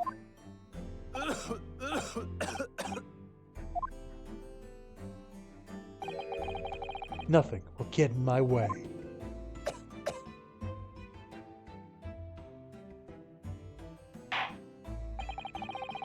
Court will adjourn briefly. The prosecution must call the Englishman Jezzael Brett to the witness stand. Do I make myself clear? Yes! Your Excellency! Good. Then we'll have a 30-minute recess before we reconvene. Yeah, 30 minutes to go get, our Englishwoman from wherever the hell she is. And then, get back to it.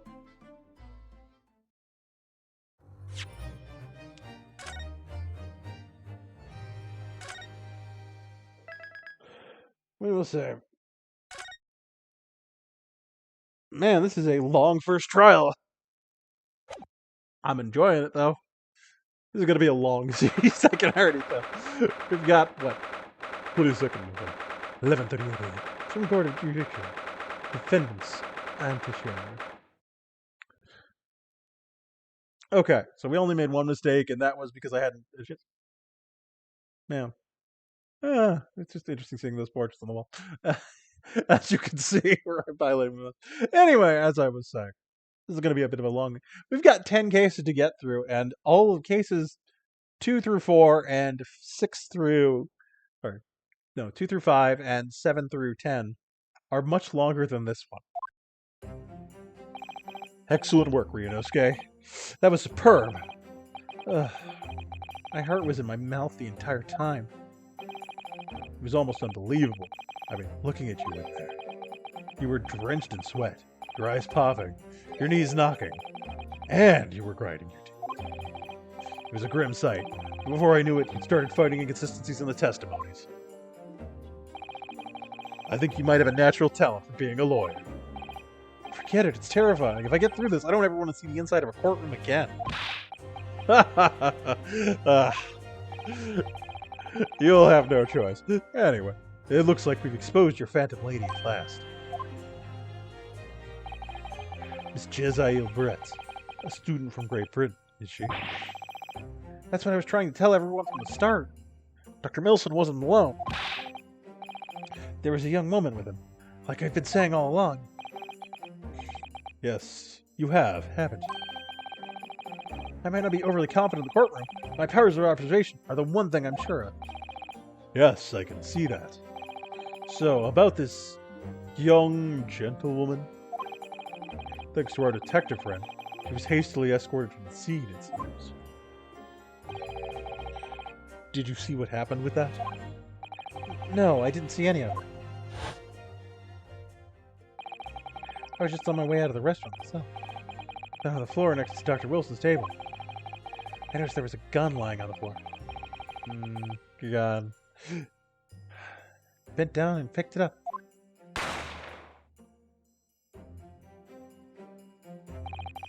didn't have time to think about where the sound of the gunshot had come from. The waiter ran over to me, looking white as a sheet, and he followed me into some sort of small pantry next to the kitchen. Fast thinking by the detective. He apprehended his suspect without a moment's delay. Yeah, and because I was shut in the pantry, I have no idea what happened outside of the dining area.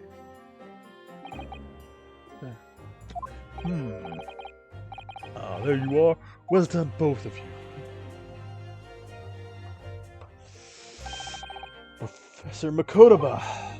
Well, it seems I was right. The pair of you make an outstanding team. You've exceeded my expectations, I have to say. Yes, it seems you planned this from the start. You arranged things so that I wouldn't be able to act as a lawyer in this trial. Our modern country is still in its infancy. Our justice system, even more so. Which is why I firmly believe we need to send our brightest young stars overseas to learn all they can. I wanted to avoid a situation that may have resulted in your study tour to Great Britain being cancelled. Well, it makes no difference. Lawyer or otherwise, if I'm the kind of man who can't help his best friend avert a worst crisis of his life, I shouldn't waste everyone's time by going to study overseas anyway. What are you saying? What are you saying, Kazuma?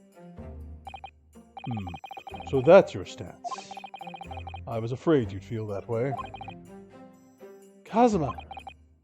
Well then, it looks like it all comes down to you, young man. To me? Yes, you need to prove your innocence and uncover what really took place in that restaurant. I must say, I very much want to know the truth. After all, I have a personal connection to the case. Come to think of it, he said the same thing earlier this morning, didn't he? If you don't mind me asking, Professor, did you know the victim? Yes, I did. As you're probably aware, Dr. John H. Wilson was a visiting professor at UMass, and it was I who invited him. I see. I didn't know that before. Anyway, you're about to go into battle. The victim was a university professor in Great Britain, and he was well known one at that. Naturally, our government is looking to identify and punish the culprit as quickly as possible. But let's not forget who we're going up against. A gentlewoman whose involvement in our police bureau went to extraordinary lengths to hide. Yes, and I'm sure the prosecution will be using every tool at their disposal to quash your case. But I've no doubt that your affair will put up a good fight right to the last. Best of luck. Thank you.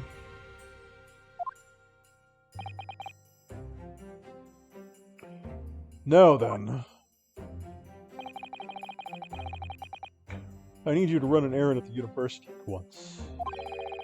There's something I think we may need. Of course. Good luck, Kazuma-sama.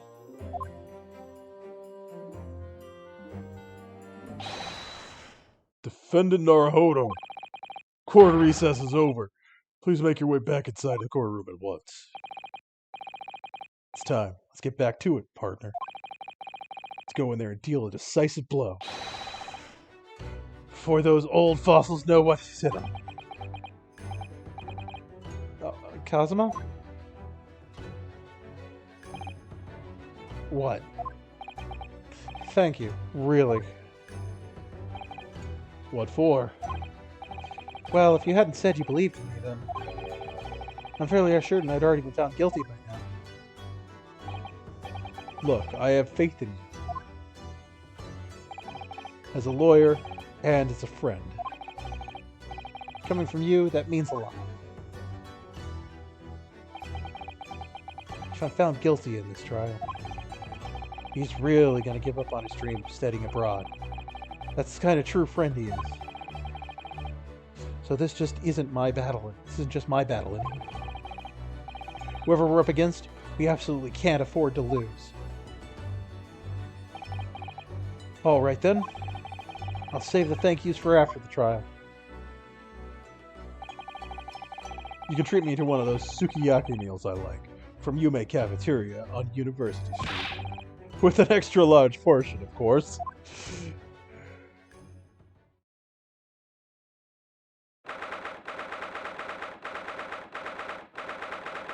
(22nd November, 12:09 p.m. Supreme Court of Judicature, courtroom number 2. Our courtroom's there, I guess. A court hereby resumes the trial of Ryunosuke Naruhodo. Prosecutor Ouchie, you managed to subpoena the witness. Yes, Your Excellency, against all odds. And thanks to a certain young stripling, the prosecution is now under rather painful scrutiny from the government. Sorry. Let the government scrutinize. That's their job. It's nothing to worry about. It's highly unlikely the great relations we forged with Great Britain will emerge from this trial unscathed. But I still think it's nothing to worry about when the new treaty breaks down and our nation founders. Again, terribly sorry. If the friendship between our nations is really so fragile, then the treaty isn't worth the paper it's written on. You really have nothing to worry about, Ryunosuke. What do you mean? A secret trial, anxiety over some foreign government's opinions, a bungled investigation, missing witnesses. Is this what our nation's justice system is? Is this Supreme Court of Japan or of England? Shut up, you jumped up rookie boy. You and your friend know nothing of a situation our nation finds itself in. By aligning ourselves with the great world power, we become strong. Diplomacy has never been more critical. Steady political maneuvering is what will secure our futures. I won't deny that I'm no expert, but I'm just a student. One who could arguably study harder, too. But standing here now in our Supreme Court, this is one thing that I feel strongly. A country that fails to uphold the truth in its justice system is a country with no future at all.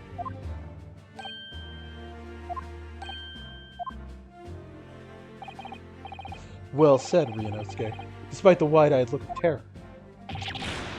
You little brats! Thank you, Counsel. This court is the pinnacle of our nation's justice system, and exists solely for the pursuance of truth. With that in mind, this trial will now resume, with the next witness taking the stand. The visiting student from Great Britain is Jezail Brett. Yes. Excellency! Sorry, that was just silly.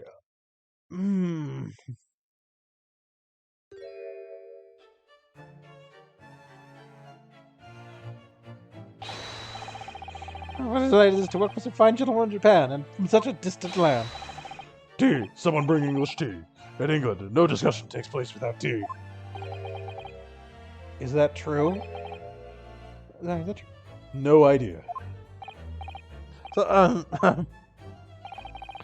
can we possibly trouble you to state your name and occupation for the court? Of course. My name is Satoru Hosonaga. I have been working undercover as the head waiter at Le Carnival. Yes, we know about you already. Inspector Hosonaga, where are your manners? In England, it's always ladies first. Is that true? No idea. More importantly, a little earlier today you said something to me.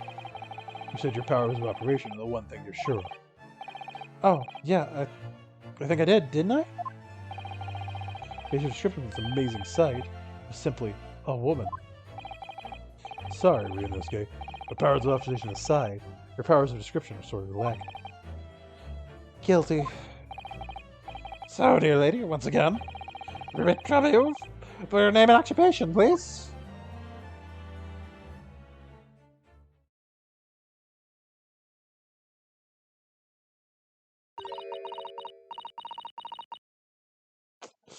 So what I can't do anything.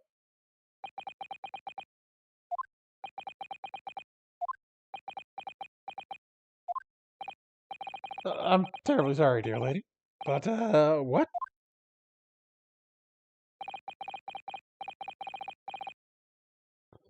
That is cursive and just like very much just kind of scratches.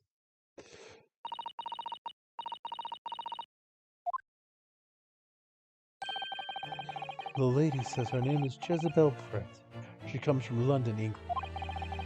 She's a visiting research student, currently enrolled at Yume University's medical facility. Oh my, what a rare treat to hear the dulcet tones of a delightful language of the British people. I'm afraid I understood a word you said, but it was as beautiful as a hummingbird song. As far as I can tell. The detective's translating her words faithfully enough. Yes, I agree. Obviously, you'll do fine in England, Cosima. Her English doesn't rattle you at all, does it? Nor you. You've clearly been paying attention, Marie. What's class? Ryunosuke. The court finds and thanks the beautiful lady for taking the stand. Now, we may trouble you to confirm something, Miss Brett. 3 days ago, at a restaurant called Le Carnival, a grim murder took place. The court has been led to believe that you were dining there with the victim, Dr. Wilson, at the time. Is that correct?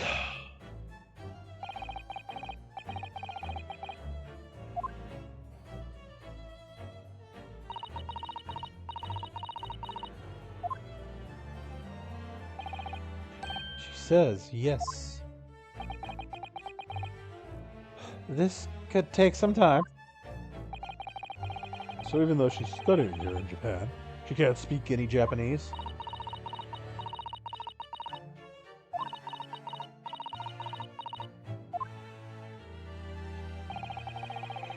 She'd like to apologize for disappearing from the scene. She says she was due to make a presentation at the university, so she had to leave immediately. Interesting, when you're the one who engineered her escape. I was just following special orders from the Bureau. Well now, dear lady, would you care to be so kind as to cast your eyes over on this photograph print? Seeing as you were so unfortunately present at the scene of the crime, could it be that your splendid eyes caught sight of the wicked perpetrator, perhaps? That's leading the witness. Apparently, it was a very frightening and sorrowful sight. Do you mean to say? Yes, it would appear the lady did witness the crime. The very moment when the accused, standing right there in this courtroom, shot the victim in cold blood.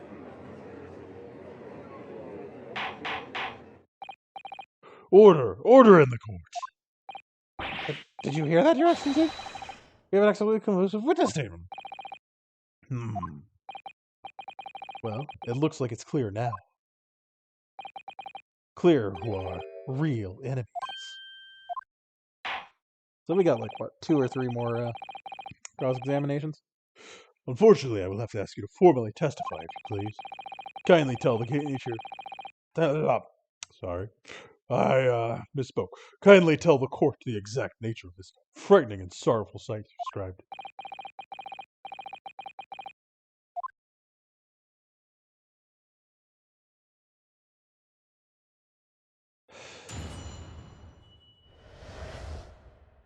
Frightening and sorrowful sight.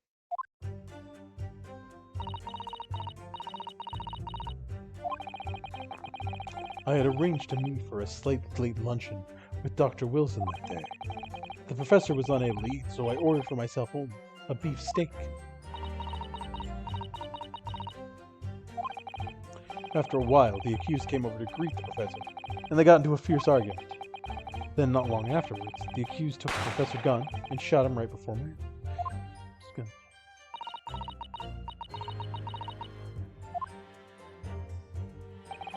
I don't carry a gun myself, so obviously I couldn't have been the culprit.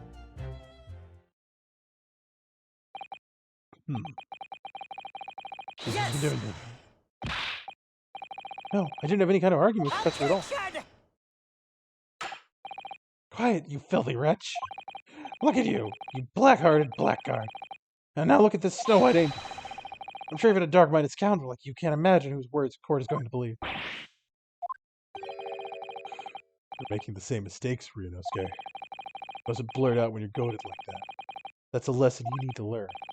But he's so annoying. Of course, I was at the scene as well. I took statements from this young lady and the 2 witnesses who testified before, and reported back to the Bureau. It was decided that Miss Brett was not involved, so I let her go. The testimonies of the last two witnesses were completely worthless, however. Well, even so, on the day in question, the lady herself was wearing the same outfit as she is today. As you can see, there's nowhere about her person she could conceal a firearm. I can I could think she could hide a gun almost anywhere in that outfit if she wanted to. Unless, that's all the precise location of where the witness is to have had hidden a weapon can be shown. This is moot. There are no pockets in my outfit. I have nowhere to hide a gun. Those are the witness's own words on the matter. Ugh, that's ridiculous. If I was allowed to lift up her dress, I could prove it. Don't think about doing anything rash, Ryunosuke. But I didn't fire the gun I picked up. There must be another gun there that day. Yeah, you're right about that, which means this lady was hiding a gun somewhere. Yes, that's what we have to prove now. But to do so, we'll need to pull our testimony apart.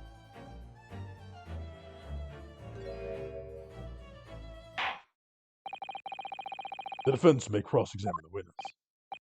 Oh, yes, Your Excellency.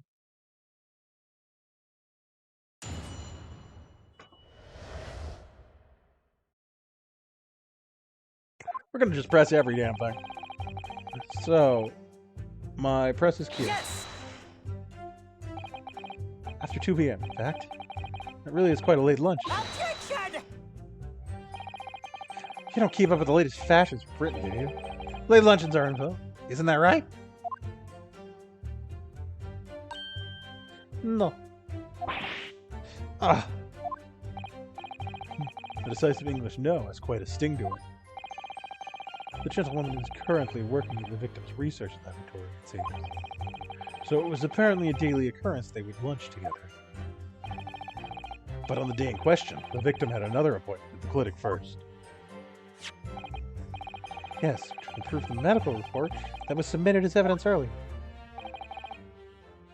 That's right. Miss Brett and the victim went to lunch following the victim's treatment, which is why it was so late. Yes, that all makes perfect sense. Such wonderful logic. What a stunning example of English intelligence this fine gentleman. So you both arrived at the restaurant. What happened next?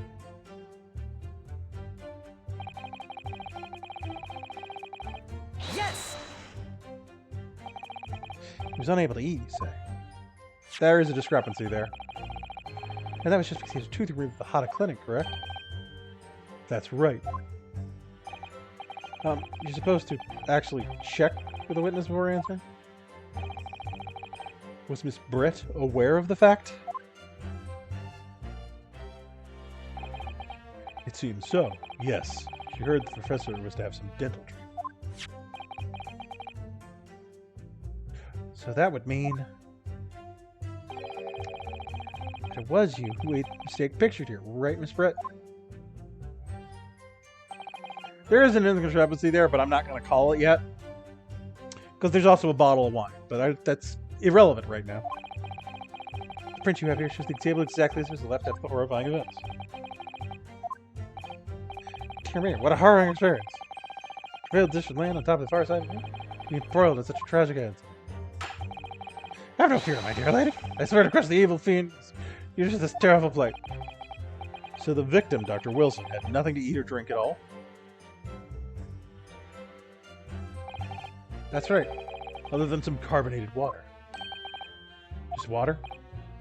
Yes, the professor was unable to eat, but had been given permission to drink water.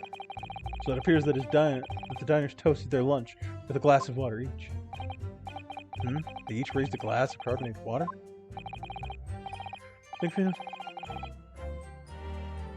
It's very meaningful. We've got something.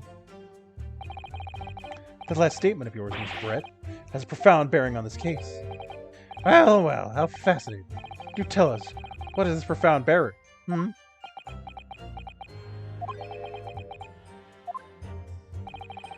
significance of the statement will become apparent when the time is right. The defense calls for the witness' last statement to be formally added to the testimony. Well sidestepped, counsel. Very well, Miss Brett. Kindly repeat what you just said to be added to your official testimony. Gladly, she said.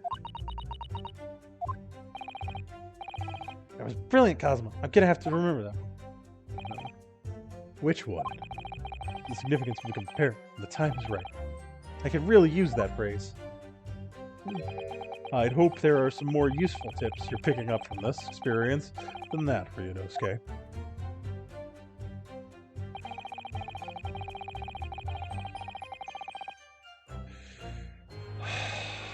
Okay.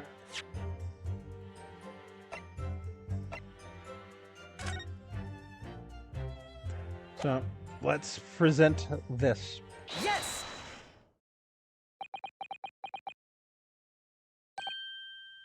That's it!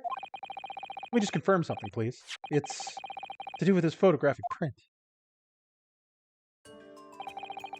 Just a short while ago, you spoke of this print showing the victim's table at the crime scene. That it was exactly as it was left.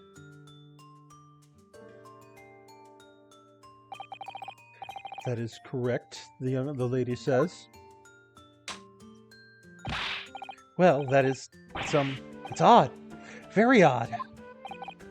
Dear me, what is the odd in this defense being express itself? Ryunosuke, what about the print that looks odd to you? Well, obviously, it's the cheers. The cheers? Miss Brett just told us that she and the professor said cheers over a glass of water. But if that's true, there should be 2 glasses on the table, not 1. Ah! You're quite right, Counsel. There's only 1 glass picture here. Objection! Are we supposed to be impressed by this nitpicking over minutia? What possible difference does the presence or absence of a glass of the case make on the case? Objection! Minutia, you say? Could it be the detective here removed a glass from the table to conceal the lady's presence? Of course not. I would never do something so reckless. But there should have been 2 glasses on the table. Or are you going to try to tell me you can clink with only 1? You're quite right. I certainly took 2 glasses to the table.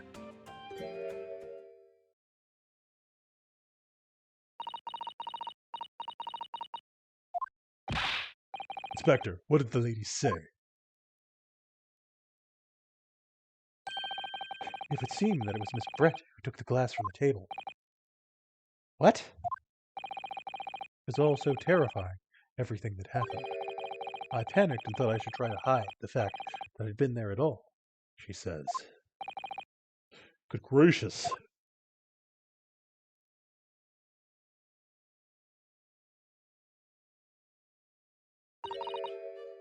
Sorry.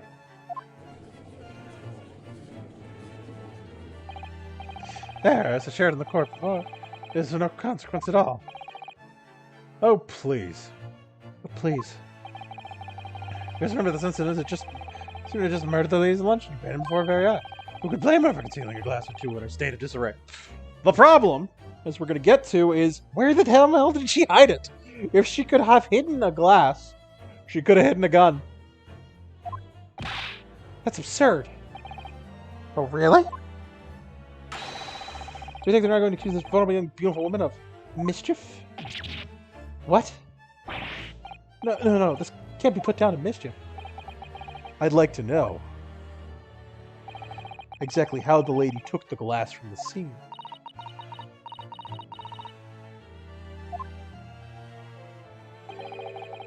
It would seem that she slipped it into a small handbag she had been carrying. A handbag, you say? Yes, Your Excellency. A small handheld pouch commonly carried by well-to-do women in England. So the beautiful lady has very graciously explained how and why she removed the glass from the scene. However, the fact remains that this glass had absolutely no bearing on the case. The student has been trying to confuse the court with logical reasoning, but in the end, it comes to nothing. No pretentious accusations. You've wasted enough time already. Indeed, the lady has offered a satisfactory explanation to why she removed the glass.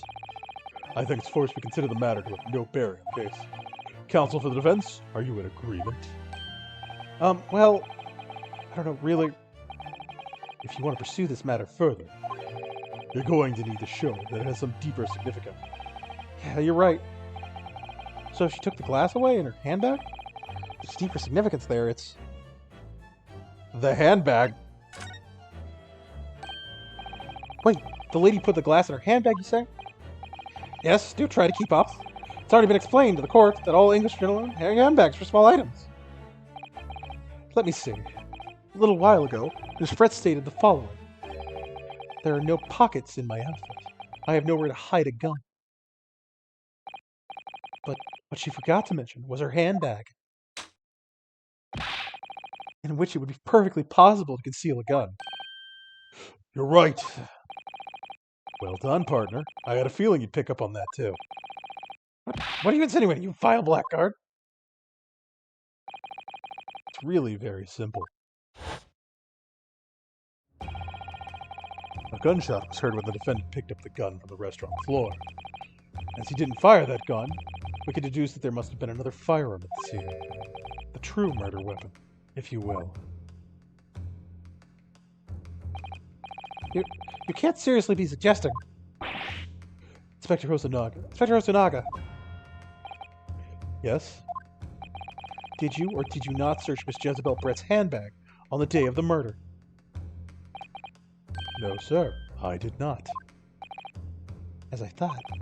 In other words, another gun, the one that was actually used to kill the professor, could have been hidden in Miss Brett's handbag. Oh! Order. Order! Order! What is the meaning of this, Inspector? Meaning of what, Prosecutor Ouchie? Why on earth did you not let the lady open her handbag and show you the contents? Next to your bungling incompetence, now she has to endure these uncomfortable accusations. Brilliant work, partner. Now we have a chance to expose the real one behind the mask. Do you think so, Cosmo?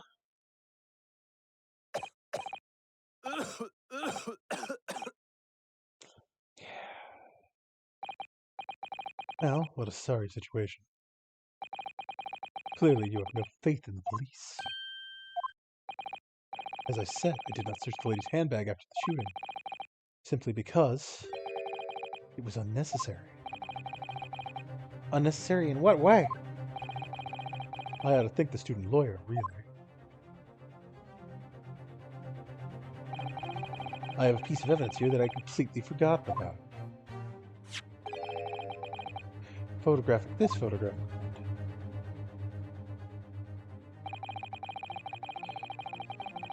This fringes of a photograph that I thought would be prudent to take immediately after the shooting. As you can see, it clearly shows Miss Brett's handbag. What the hell's going on with his wrist? Well, I never. You can see right through to what's inside. That's right. Apparently, meshwork bags like these are at the height of fashion in London at the moment. So the contents are clearly visible. Exactly. So there was no need to search the lady's handbag. If there had been a gun inside, it would have been immediately obvious. As you can see, there's nothing to imply Miss Brett's guilt here. There's something weird going on. Thank you for helping prove that, Naruhodo-san.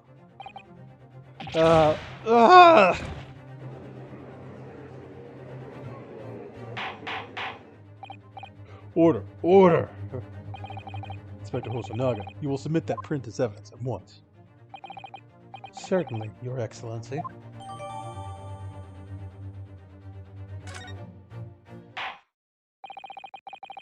I think you've had long enough to cross-examine the witness, counsel.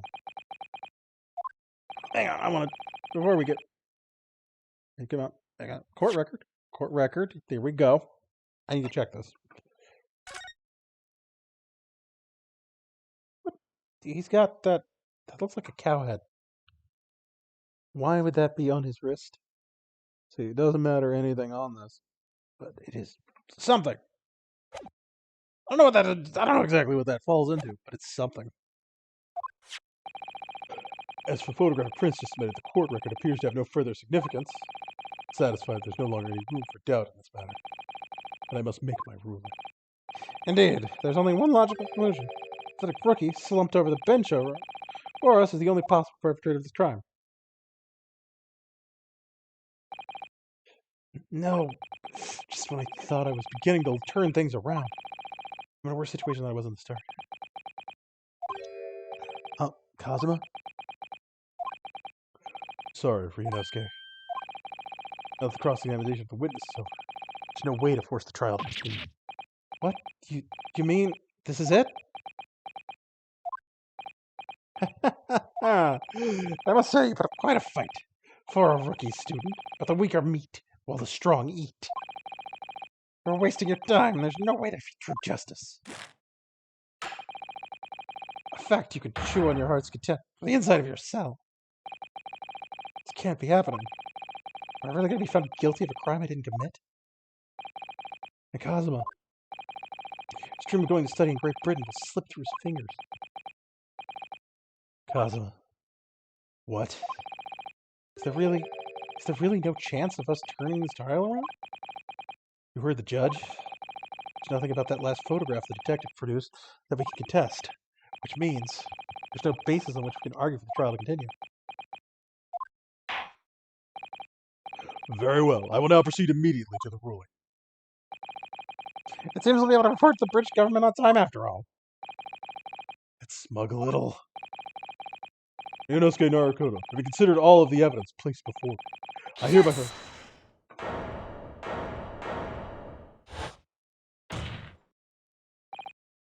Wait, Your Excellency. Inosuke? I don't think you can rule on this case just yet. Objection! This amateur is getting tedious. It's getting tedious. His Excellency deems the trial is over. He gives his ruling. It's the most basic protocol of the court. Yes! Your Excellency, just a moment ago you said this. The photographic print just submitted appears to have no further significance. There's no longer any room for doubt in this matter. I must make my ruling. Now that means that if there was a problem with the evidence, some significant detail I mean, then ruling on this case at this time would be out of the question. Objection! This is blatant straw hunting. Look at this photographic print. All it shows is the handbag the gentleman was carrying on the day of the question. There may be no problem with this evidence. You better know what you're doing, Ryunosuke. I understand your objection, Counsel. Certainly, the new evidence submitted by the detective has not undergone the court's scrutiny. However, I fail to see how we can glean any information from his handbag. Ha! My thoughts exactly. Really, the prosecution is getting tired of this rookie's desperate wheezes. Yes, I am desperate, but this isn't a wheeze. There's something about this photograph that just doesn't seem right. I don't can put my finger on it. Very well, I will grant the defense one final opportunity. What? But be warned, if I'm unsatisfied by your response here, the trial will be over immediately. Do I make myself clear? Yes, Your Excellency. So let's take another look at the photograph Brent Hosonaga submitted.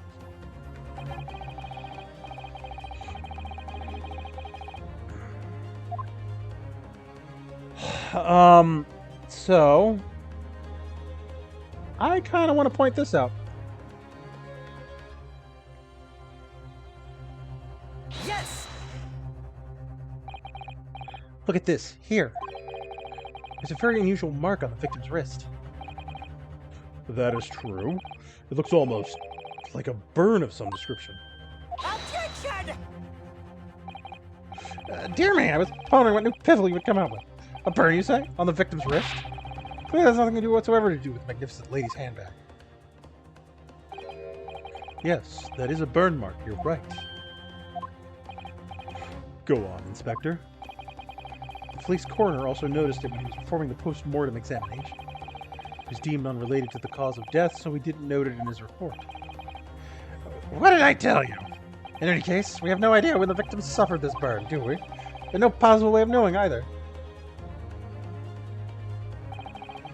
The more I look at it, the more I find myself intrigued by the curious shape of this mark. Well, this is curious. However, unless a firm connection to the case can be shown, I cannot allow any further time to be spent on the precise details of this burn.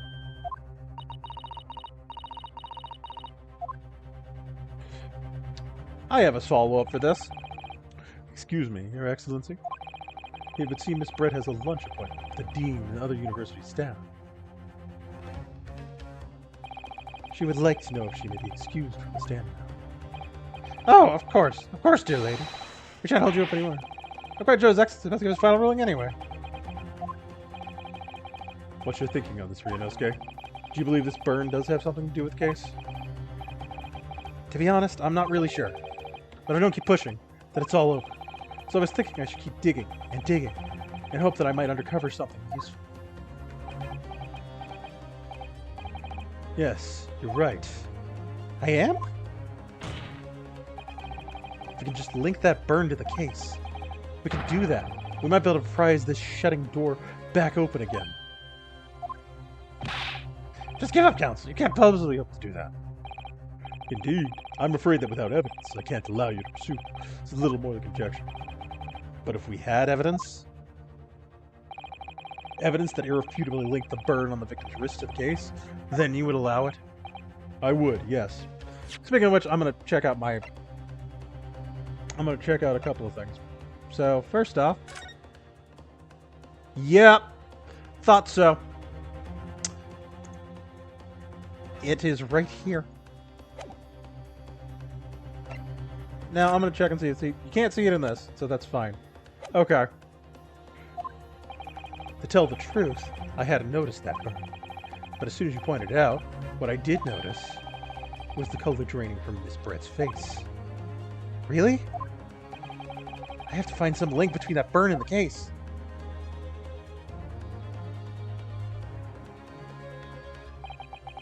This is the moment of truth. Time to find some evidence that proves what that burn really means. So then, the defense will now present its evidence to the court. The evidence that demonstrates an inextricable connection between the victim's burn and this trial. Yes! What's this, Counsel? Yet another print? Yes, Your Excellency. I believe these photographic prints are amazing invention. We humans look at the scene. We miss things. But in a photograph, things we may have overlooked at the time are recorded forevermore. Do hurry up, Rookie. What are you trying to say? To intervene this poor lady any further really would be quite inexcusable. Actually, we may need you to stay with us a little longer if you don't mind, Miss Brett. You see, it's very clearly visible in this other photograph. How did the victim come to have that unusually shaped burn on his wrist? The reason is recorded here forevermore. What? How? Objection! You can't fool me with your little bluffs, boy! If that's your name, then let's see how it plays out. Show the court exactly what you mean. What is in that photograph that explains the reason for the victim's burn? And present. Yes! The beefsteak? Actually, the point is the metal plate the beefsteak was served on. The plate? Your Excellency, are you alright? As you can see, there's an emblem on the plate. I would guess it's some sort of trademark of La Carnival. Ah. The emblem on the plate. And the victim's burn are exactly the same shape. Ah! Rianowski, you genius. You're spot on. Which means the victim must have suffered this burn while he was present at the restaurant. Objection! But even if that is the case, we can't know if it happened on the day in question or not. It could have been the day before, or the day before that. Like, it most likely happened some other unrelated time. Well, Objection! Sadly, Prosecutor Ashen, the chances of that are extremely slim. Thanks. Why? The outline of the burn is clearly discernible. Such a serious injury would have caused quite a commotion in the restaurant. Wouldn't you agree, Inspector Hosonaga? I can't imagine having missed such a terrible disaster, certainly. But... I would say, looking at the picture of that wound, it wasn't suffered very long ago. And although it's not particularly large burn, it's extremely well defined, as the defense just pointed out. That was no mild burn, that's for sure. Can you be more specific, Professor Inspector? Not Professor. Well, let's see. If the plate was at around 90 degrees centigrade, a burn like that would have taken about 3 seconds. It's inconceivable that the victim wouldn't have let out a scream of pain then. I've been investigating at the restaurant for several weeks already, but I've not heard anyone scream at all. Is that waiter Le Carnival? I can testify to that without hesitation. But, you're a detective, not a waiter. Yes! There you have it. Something isn't right here. As the detective said, anyone who burnt themselves on a piping hot plate for 3 whole seconds would scream in pain. There's no question of that. And yet Inspector Hosonaga never heard the professor scream. Not on that day, or any before it. That's right. And the strange thing is, on the day he was shot, I didn't hear him cry out either. What are you suggesting? Well, if the professor had carelessly laid his wrist on the plate for anything like 3 seconds that day. That would be beyond careless, I think, counsel. Then the rest of us in the restaurant, myself, the sergeant, and the old antiques dealer, all of us would have, without question, have heard him scream. Wouldn't you agree, Prosecutor Ouchie? Yeah, I suppose. So the question is, why didn't a single person hear Dr. Wilson scream? I almost don't believe it. Ryunosuke, do you think? Can it really be true? I never dreamt we'd arrive at a conclusion like this, but I'm starting to think that maybe I've been led into a terrible trap. There's only one explanation I can think of that makes sense of this apparent impossibility. On the day in question, when he suffered the burn to his wrist, Dr. Wilson was already dead. No man can remain silent while just burning on a piping hot plate for 3 whole seconds. That's clearly impossible. Apart from in one particular situation. Counsel, are you suggesting? Yes, it's only possible. The man was already dead. Already? Dead?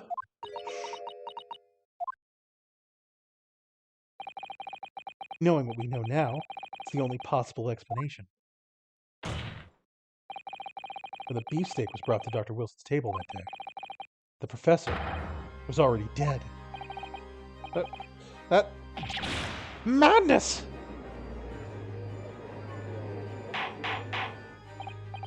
Order, please! Counsel, explain this absurd notion at once. The victim was killed by a gunshot. That's right. You're absolutely right, Your Excellency. This is just another ridiculous ploy by the rookie student who clearly has no grasp of the facts. No, Prosecutor Ouchie. It's you who has no grasp of the facts. I beg your pardon? As soon as it became apparent that the victim had suffered that burn while at the restaurant, this whole case was turned upside down. Or have you not grasped that yet? Your Excellency, the court must hear from this witness again. If it's true, as we now believe, the victim was already dead before the gunshot was heard. It's highly likely that Miss Brett knows something about it. Incredible. I certainly didn't anticipate this twist of events. I'm sorry to say, Miss Brett, that you will have to forget your luncheon engagement. But, Your Excellency! The justice system in our country may be in its infancy, but rest assured, all reasonable doubt must be dispelled before I'm prepared to pass judgment. Thank you, Your Excellency.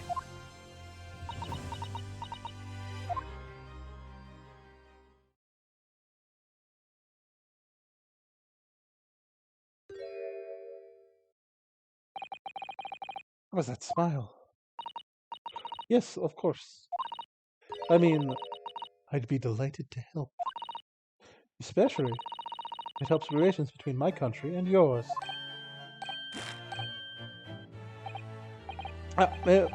Miss Pratt? You speak Japanese?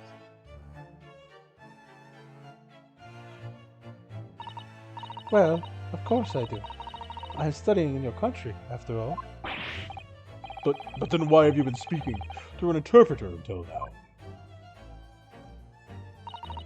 My mother tongue, the Queen's English, is the most refined and elegant language in the world. As a gentlewoman, I try to avoid speaking in your vulgar tones as much as possible. God, she did it.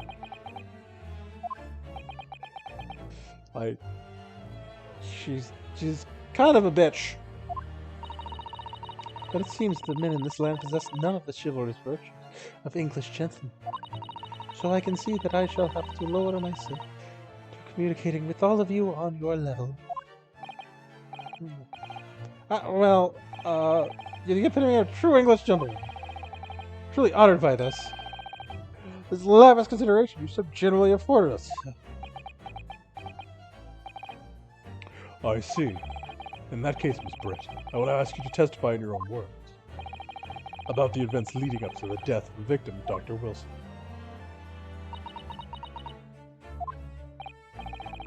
So we're finally going to hear her own words on the matter. Things are getting interesting, Ryunosuke.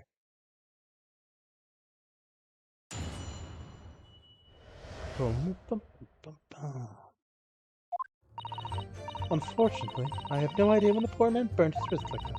When the waiter brought my steak, the professor and I raised our glasses and toast. As far as I heard, the post-mortem report showed no other possible cause of death besides the gunshot. If there's something in the way a man's life can be taken without leaving a trace, please do show me. But of course, this country's inferior investigative techniques probably won't pick up on it anyway. It's poison. That's a most captivating and beautiful testimony. Will go down in the Supreme Court's history.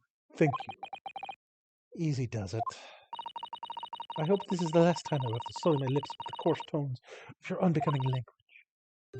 Oh, forgive me. I do hope I haven't insulted anyone. Not at all, not at all. It's a delight to me to hear you speak, dear lady. And it seems very clear from your testimony. Boris' talk of a victim's burn is entirely irrelevant. I will be speaking to your country's Minister of Justice about what happened here today. The Minister of Justice? May that irritating little bully of a student be given the harshest punishment possible. Amen. Thanks? But was that a prayer then? Well, you'll have to forgive the irritation, Miss Britt, and put up with a cross-examination now. I expect you noticed this little bully of a student, as you put it, doesn't miss much. I'm sure I don't need to remind you, counsel. This will be your final cross-examination in this trial. If you fail to demonstrate any problems in this witness's testimony, I will be ruling on the case immediately. Is that clear? So, again, it's poison. I'm going to bet it's the glass she ran off with. That was poison. Not her own glass. Yes, Your Excellency. Then you may proceed with the cross-examination. Now, the problem is how we get to that point. I'm going to have to press a lot of things. Yes! But his hand was on the steering wheel place for at least 3 whole seconds. You can't have not noticed. Do you think so? Let me ask you something. Sorry? Ever since I arrived in this country, even still now, the fly on those unsightly black trousers of yours has been wide open. You can't not have noticed, can you? What? Ah! What fun! You hadn't realized? That dear lady is absolutely right! As your friend, you've embarrassed me as well as yourself in this case. Why didn't you tell me? Dr. Wilson was a true English gentleman. He chose honorable silence over a vulgar scream. Can your tiny brains imagine such a thing? Oh yes, I think my tiny brain can. Well, I can't. Anyway.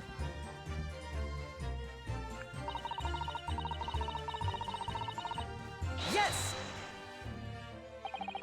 As you testified before, you were drinking carbonated water? Is that right? Dr. Wilson was only permitted to drink water at that time, if you remember. Which explains why you ordered that drink, correct, waiter? Exactly as you say, sir. Although... although? Whether or not the professor actually drank any of the water when I delivered the steak to the table, I'm afraid I don't remember that. Damn you. Damn you. I have enough English to understand that. For the benefit of others in this court, it means, bless you! I think it means the exact opposite. And they were. As far as I heard, postmortem research shows another possible cause of death besides the gunshot. Yes! Yes, it's written here in the paperwork.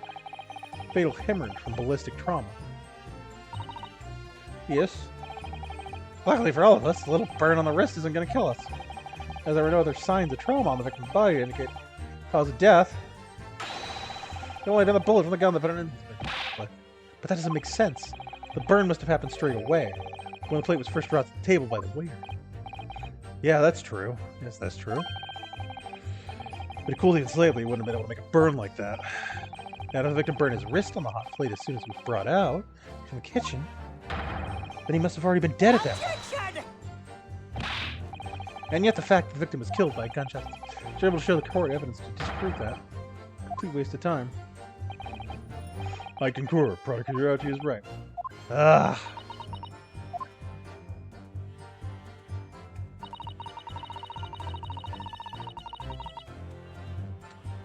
So, hang on, let me look at the court record.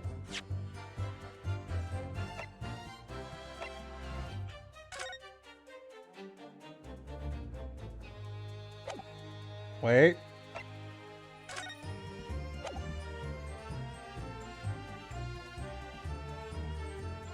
Okay, let me double check something. Yeah, that's fine. Of course, this country's inferior investigation. Probably wouldn't pick it up on it anyway. Yes! Press it. I know what it is. Inferior? What do you mean by that? In the lens of the Great British Empire, the police store everything found in France for later examination. But in this country, you investigate once and that's the end of it. Isn't that so? Quite right. Kind of a little bit of business as usual today. Just days after the incident. Exactly, which means that even if your investigation takes on a different location, vital evidence may be lost. It doesn't even occur to your naive detectives to try and preserve the crimes. I'm trying to be as tactful about this as I can, you understand. Ha! Killer blow. The lady is formidable, isn't she? Is beautiful. Amazing. He's actually admitting our police may be flawed. Perhaps Prosecutor Ouchie is finally starting to see sense. I very much doubt that. Still, there's something about what Miss Brett just said. There's a moment before when something didn't seem quite right.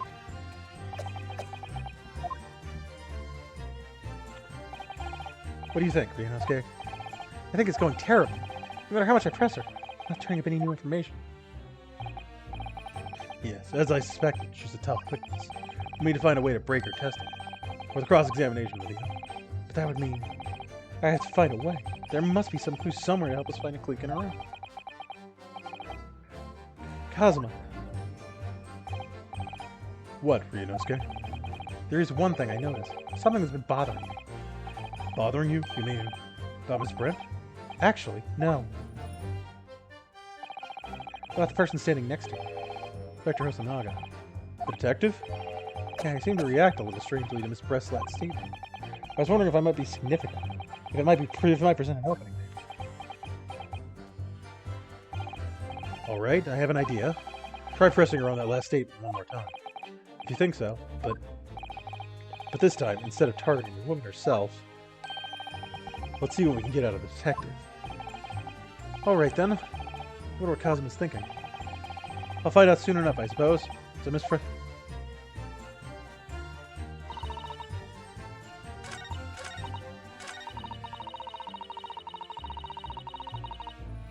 Yes! Sorry, I didn't...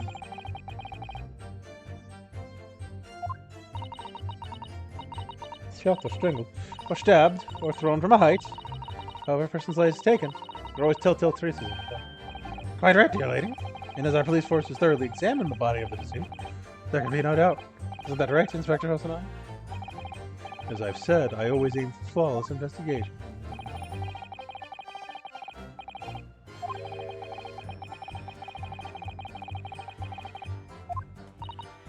If, heaven forbid, you should doubt me, young man, you're going to have to tell everyone how exactly Professor did lose his. Otherwise, I'm afraid your argument falls rather flat, doesn't it? I don't know, perish the thought. Calling you a sweet young lady isn't a question. On my honor, I, Takatsuki Ouch, will cut down any who dare. Operation. A way of killing someone that leaves no trace. Need some evidence to back us up here. Yes, evidence.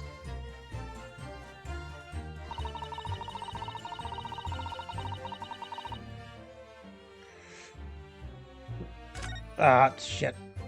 I misclicked. Come on. Just gotta scroll through this again.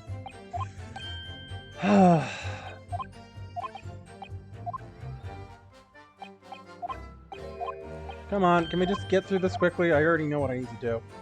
The problem with it, though, if I overclick when I'm on the last statement, it's just a lot of me having to scroll back through it. Oh well. We've almost finished this case. Maybe we got this and probably one more thing. I don't know. I also just completely missed that statement, so that's fine.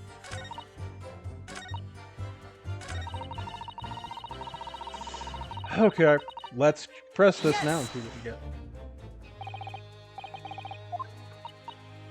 Yeah, same thing as we've seen before. I'm not redoing that. Wait.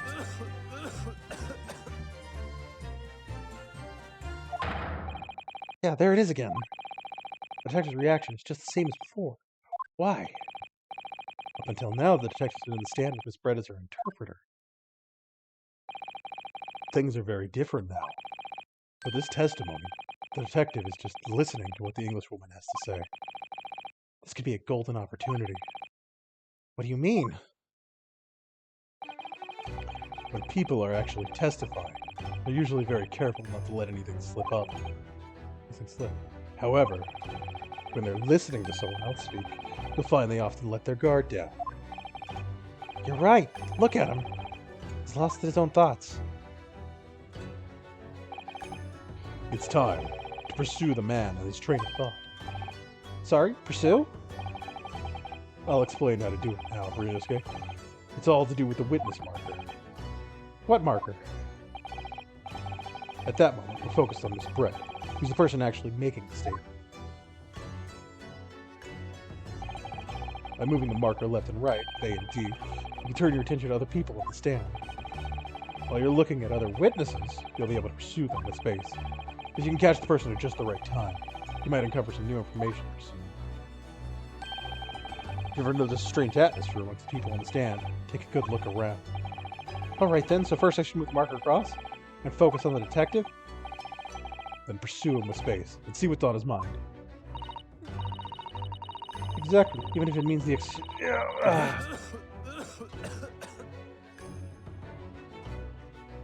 Excuse me. Oh, what's the meaning of this?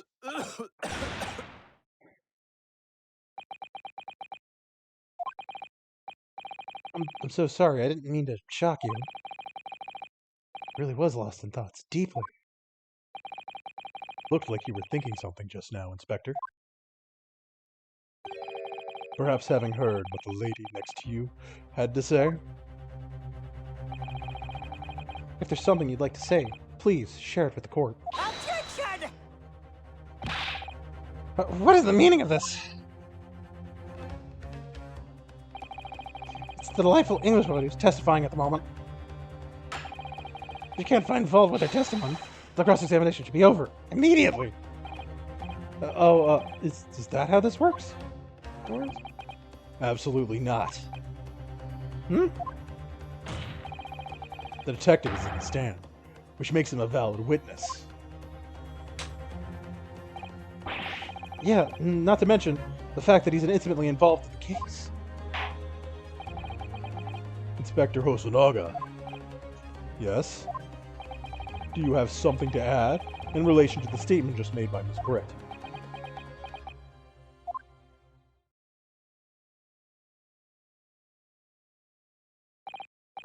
Well, yes, if you don't mind. I would like to speak.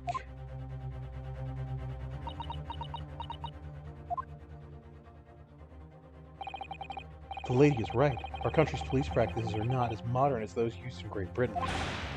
Which is why I, Satoru Hosonaga, always strive to make every investigation I'm involved in flawless. What do you really mean by that? I'll tell you what I mean. I won't have evidence lacking on my watch. I'm not afraid to take everything I can from the scene of the crime. It's preserving evidence, you see. I don't care if they call me a crime scene thief. I'm not ashamed of what I've done. Crime scene thief? Well, it looks like the lady's remarks touched a nerve there. Take this, for example. Is that? This is the bottle of carbonated water I took to the victim's table on the day in question. And yes, it's lost all of its fizz, having been opened 3 days ago. But it was carbonated water. I don't care what anyone says. Yes, there's still some left in the bottle. I can see it. One day our police force will be among the best in the world. The time is coming. I guarantee it.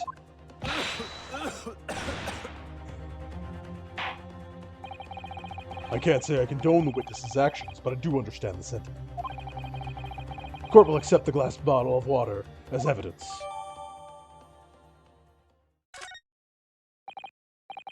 Miss Brett, can you confirm this is indeed the bottle from which you drank on the day of the victim's death? Yes, it was that bottle. What was that about? She seemed to avert her eyes when she answered his question. Very well. Counsel, you may continue resume the cross-examination. And the inspector will kindly control his fervor.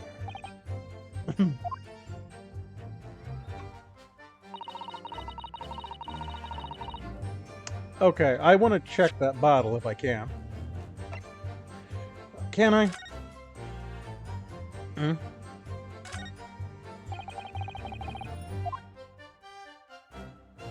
Where's my turning things? Right. Okay. Let's start. That's not going to be anything. Nothing there. So, check the label. The label's written in a foreign language that I don't recognize. Do you know what it says, Cosma? I think it's French. It must be very expensive water. Yeah, but what does it say? That's what it says. To go to France and ask. You could just say that you don't know. Well, that's not helpful. But let's finish examining, see if there's anything on this. So this carbonated water is the last drink this Earth's ever had. It looks like there's a little left in the bottle, but it's just plain water now. You know, I've been sweating so much. I'm absolutely parched. I'll just have to have a sip of this to keep it going. No, Ryunosuke, you can't do that. For one thing, that's evidence. You can't go drinking evidence. Oh, no, you're right. We don't know what might be inside, do we? You never cease to amaze me, Ryunosuke, in more ways than one. I wonder, could there be anything in this water? What's the matter? You've gone quiet all of a sudden. I think I might have just worked out something, yeah. Interesting possibility. Okay. That's fine. Raised our glasses in a toast. Try the very one to show another possible cause besides the gunshot. Well, let's try presenting the bottle. Shit, hit the wrong button. It's fine. Yes! What's this? The bottle of water. Actually, there's one method of killing a man without leaving a trace that comes to mind. Obviously, I'm referring to poison. Poison? On the day of his death, we know that Dr. Wilson drank from this bottle of carbonated water. Could it be there was a poison inside? Could it be that the professor actually died after taking a sip from his glass?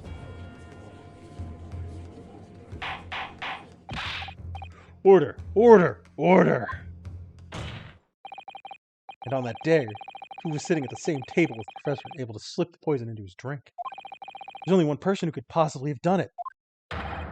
Jezail Brett, it was you. Objection! This is outrageous. It's the sickest thing without a scrap of evidence. You little rookie imbecile have even considered the delicate situation our country finds itself in now? Have you forgotten that we only just signed an accord of friendship with the British Empire? Have you even the vaguest inkling of you that your rash accusations could jeopardize the entire treaty? Objection!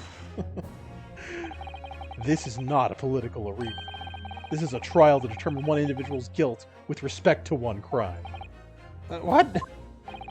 The fact that this woman is British makes no difference. We're here to determine the truth. If I may, I will silence you forever. It is you who should be silent. Of course. Dear lady. Where did that come from? She just snapped. I'm afraid I may have spoken unfairly before. I offer my most humble apologies. I'm sorry, my lady. To what are you referring? I described your police force as inferior. But no matter how inferior they may be, you still investigated this particular point thoroughly, I believe. Bottle, I mean, Inspector, and whether it contained poison or not. Of course. You did? Have you forgotten what my guiding principle is already? I strive for a flawless investigation every time. I don't believe it. Naturally, we tested the inside of the bottle and its contents. And? What did you find, Inspector? I ordered tests for every toxin that is available in this country at the present time. We could find no trace of poison of any description in the carbonated water, Your Excellency. What? Are you sure? The tests were meticulously carried out by the chief coroner himself. Oh, no! I'm very grateful to all you Japanese. You've successfully established my complete innocence in this horrid affair. No, we haven't. Thank you. But of course, dear lady, the pleasure was all ours. I was so sure. This can't be right. Everything falls in place if he was poisoned. Thank you, Counsel. I think the cross-examination clarified everything. As the prosecution has asserted, shots to the chest from the gun is the only conceivable cause of death. Furthermore, the accused, who by his own admission was holding this weapon, was the only possible culprit. I'm done for. The court wishes to apologize for the great inconvenience this has caused you, Miss Brett. Oh no, I'm just glad that the matter is resolved. Before proceeding, I must ask the counsel for the defense. Do you have any further new evidence to present to this court at this point? Kazuma? I'm sorry, Ryunosuke. I've nothing more. Well, if you'll excuse me now, I really must be leaving. Except she walked away with evidence. There is a flaw in his investigation. So let's get to that. Hold it!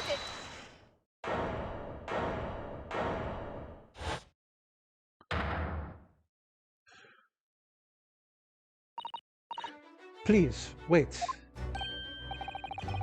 Isn't that... What is the meaning of this? Forgive me for intruding on your court proceedings, Your Excellency. Susato Mikotoba, Judicial Assistant to the Defense. Mikotoba? In my darkest hour, with nowhere left to go, she appeared like a bolt of lightning. And in her hand, she carried a small package wrapped in furoshiki cloth.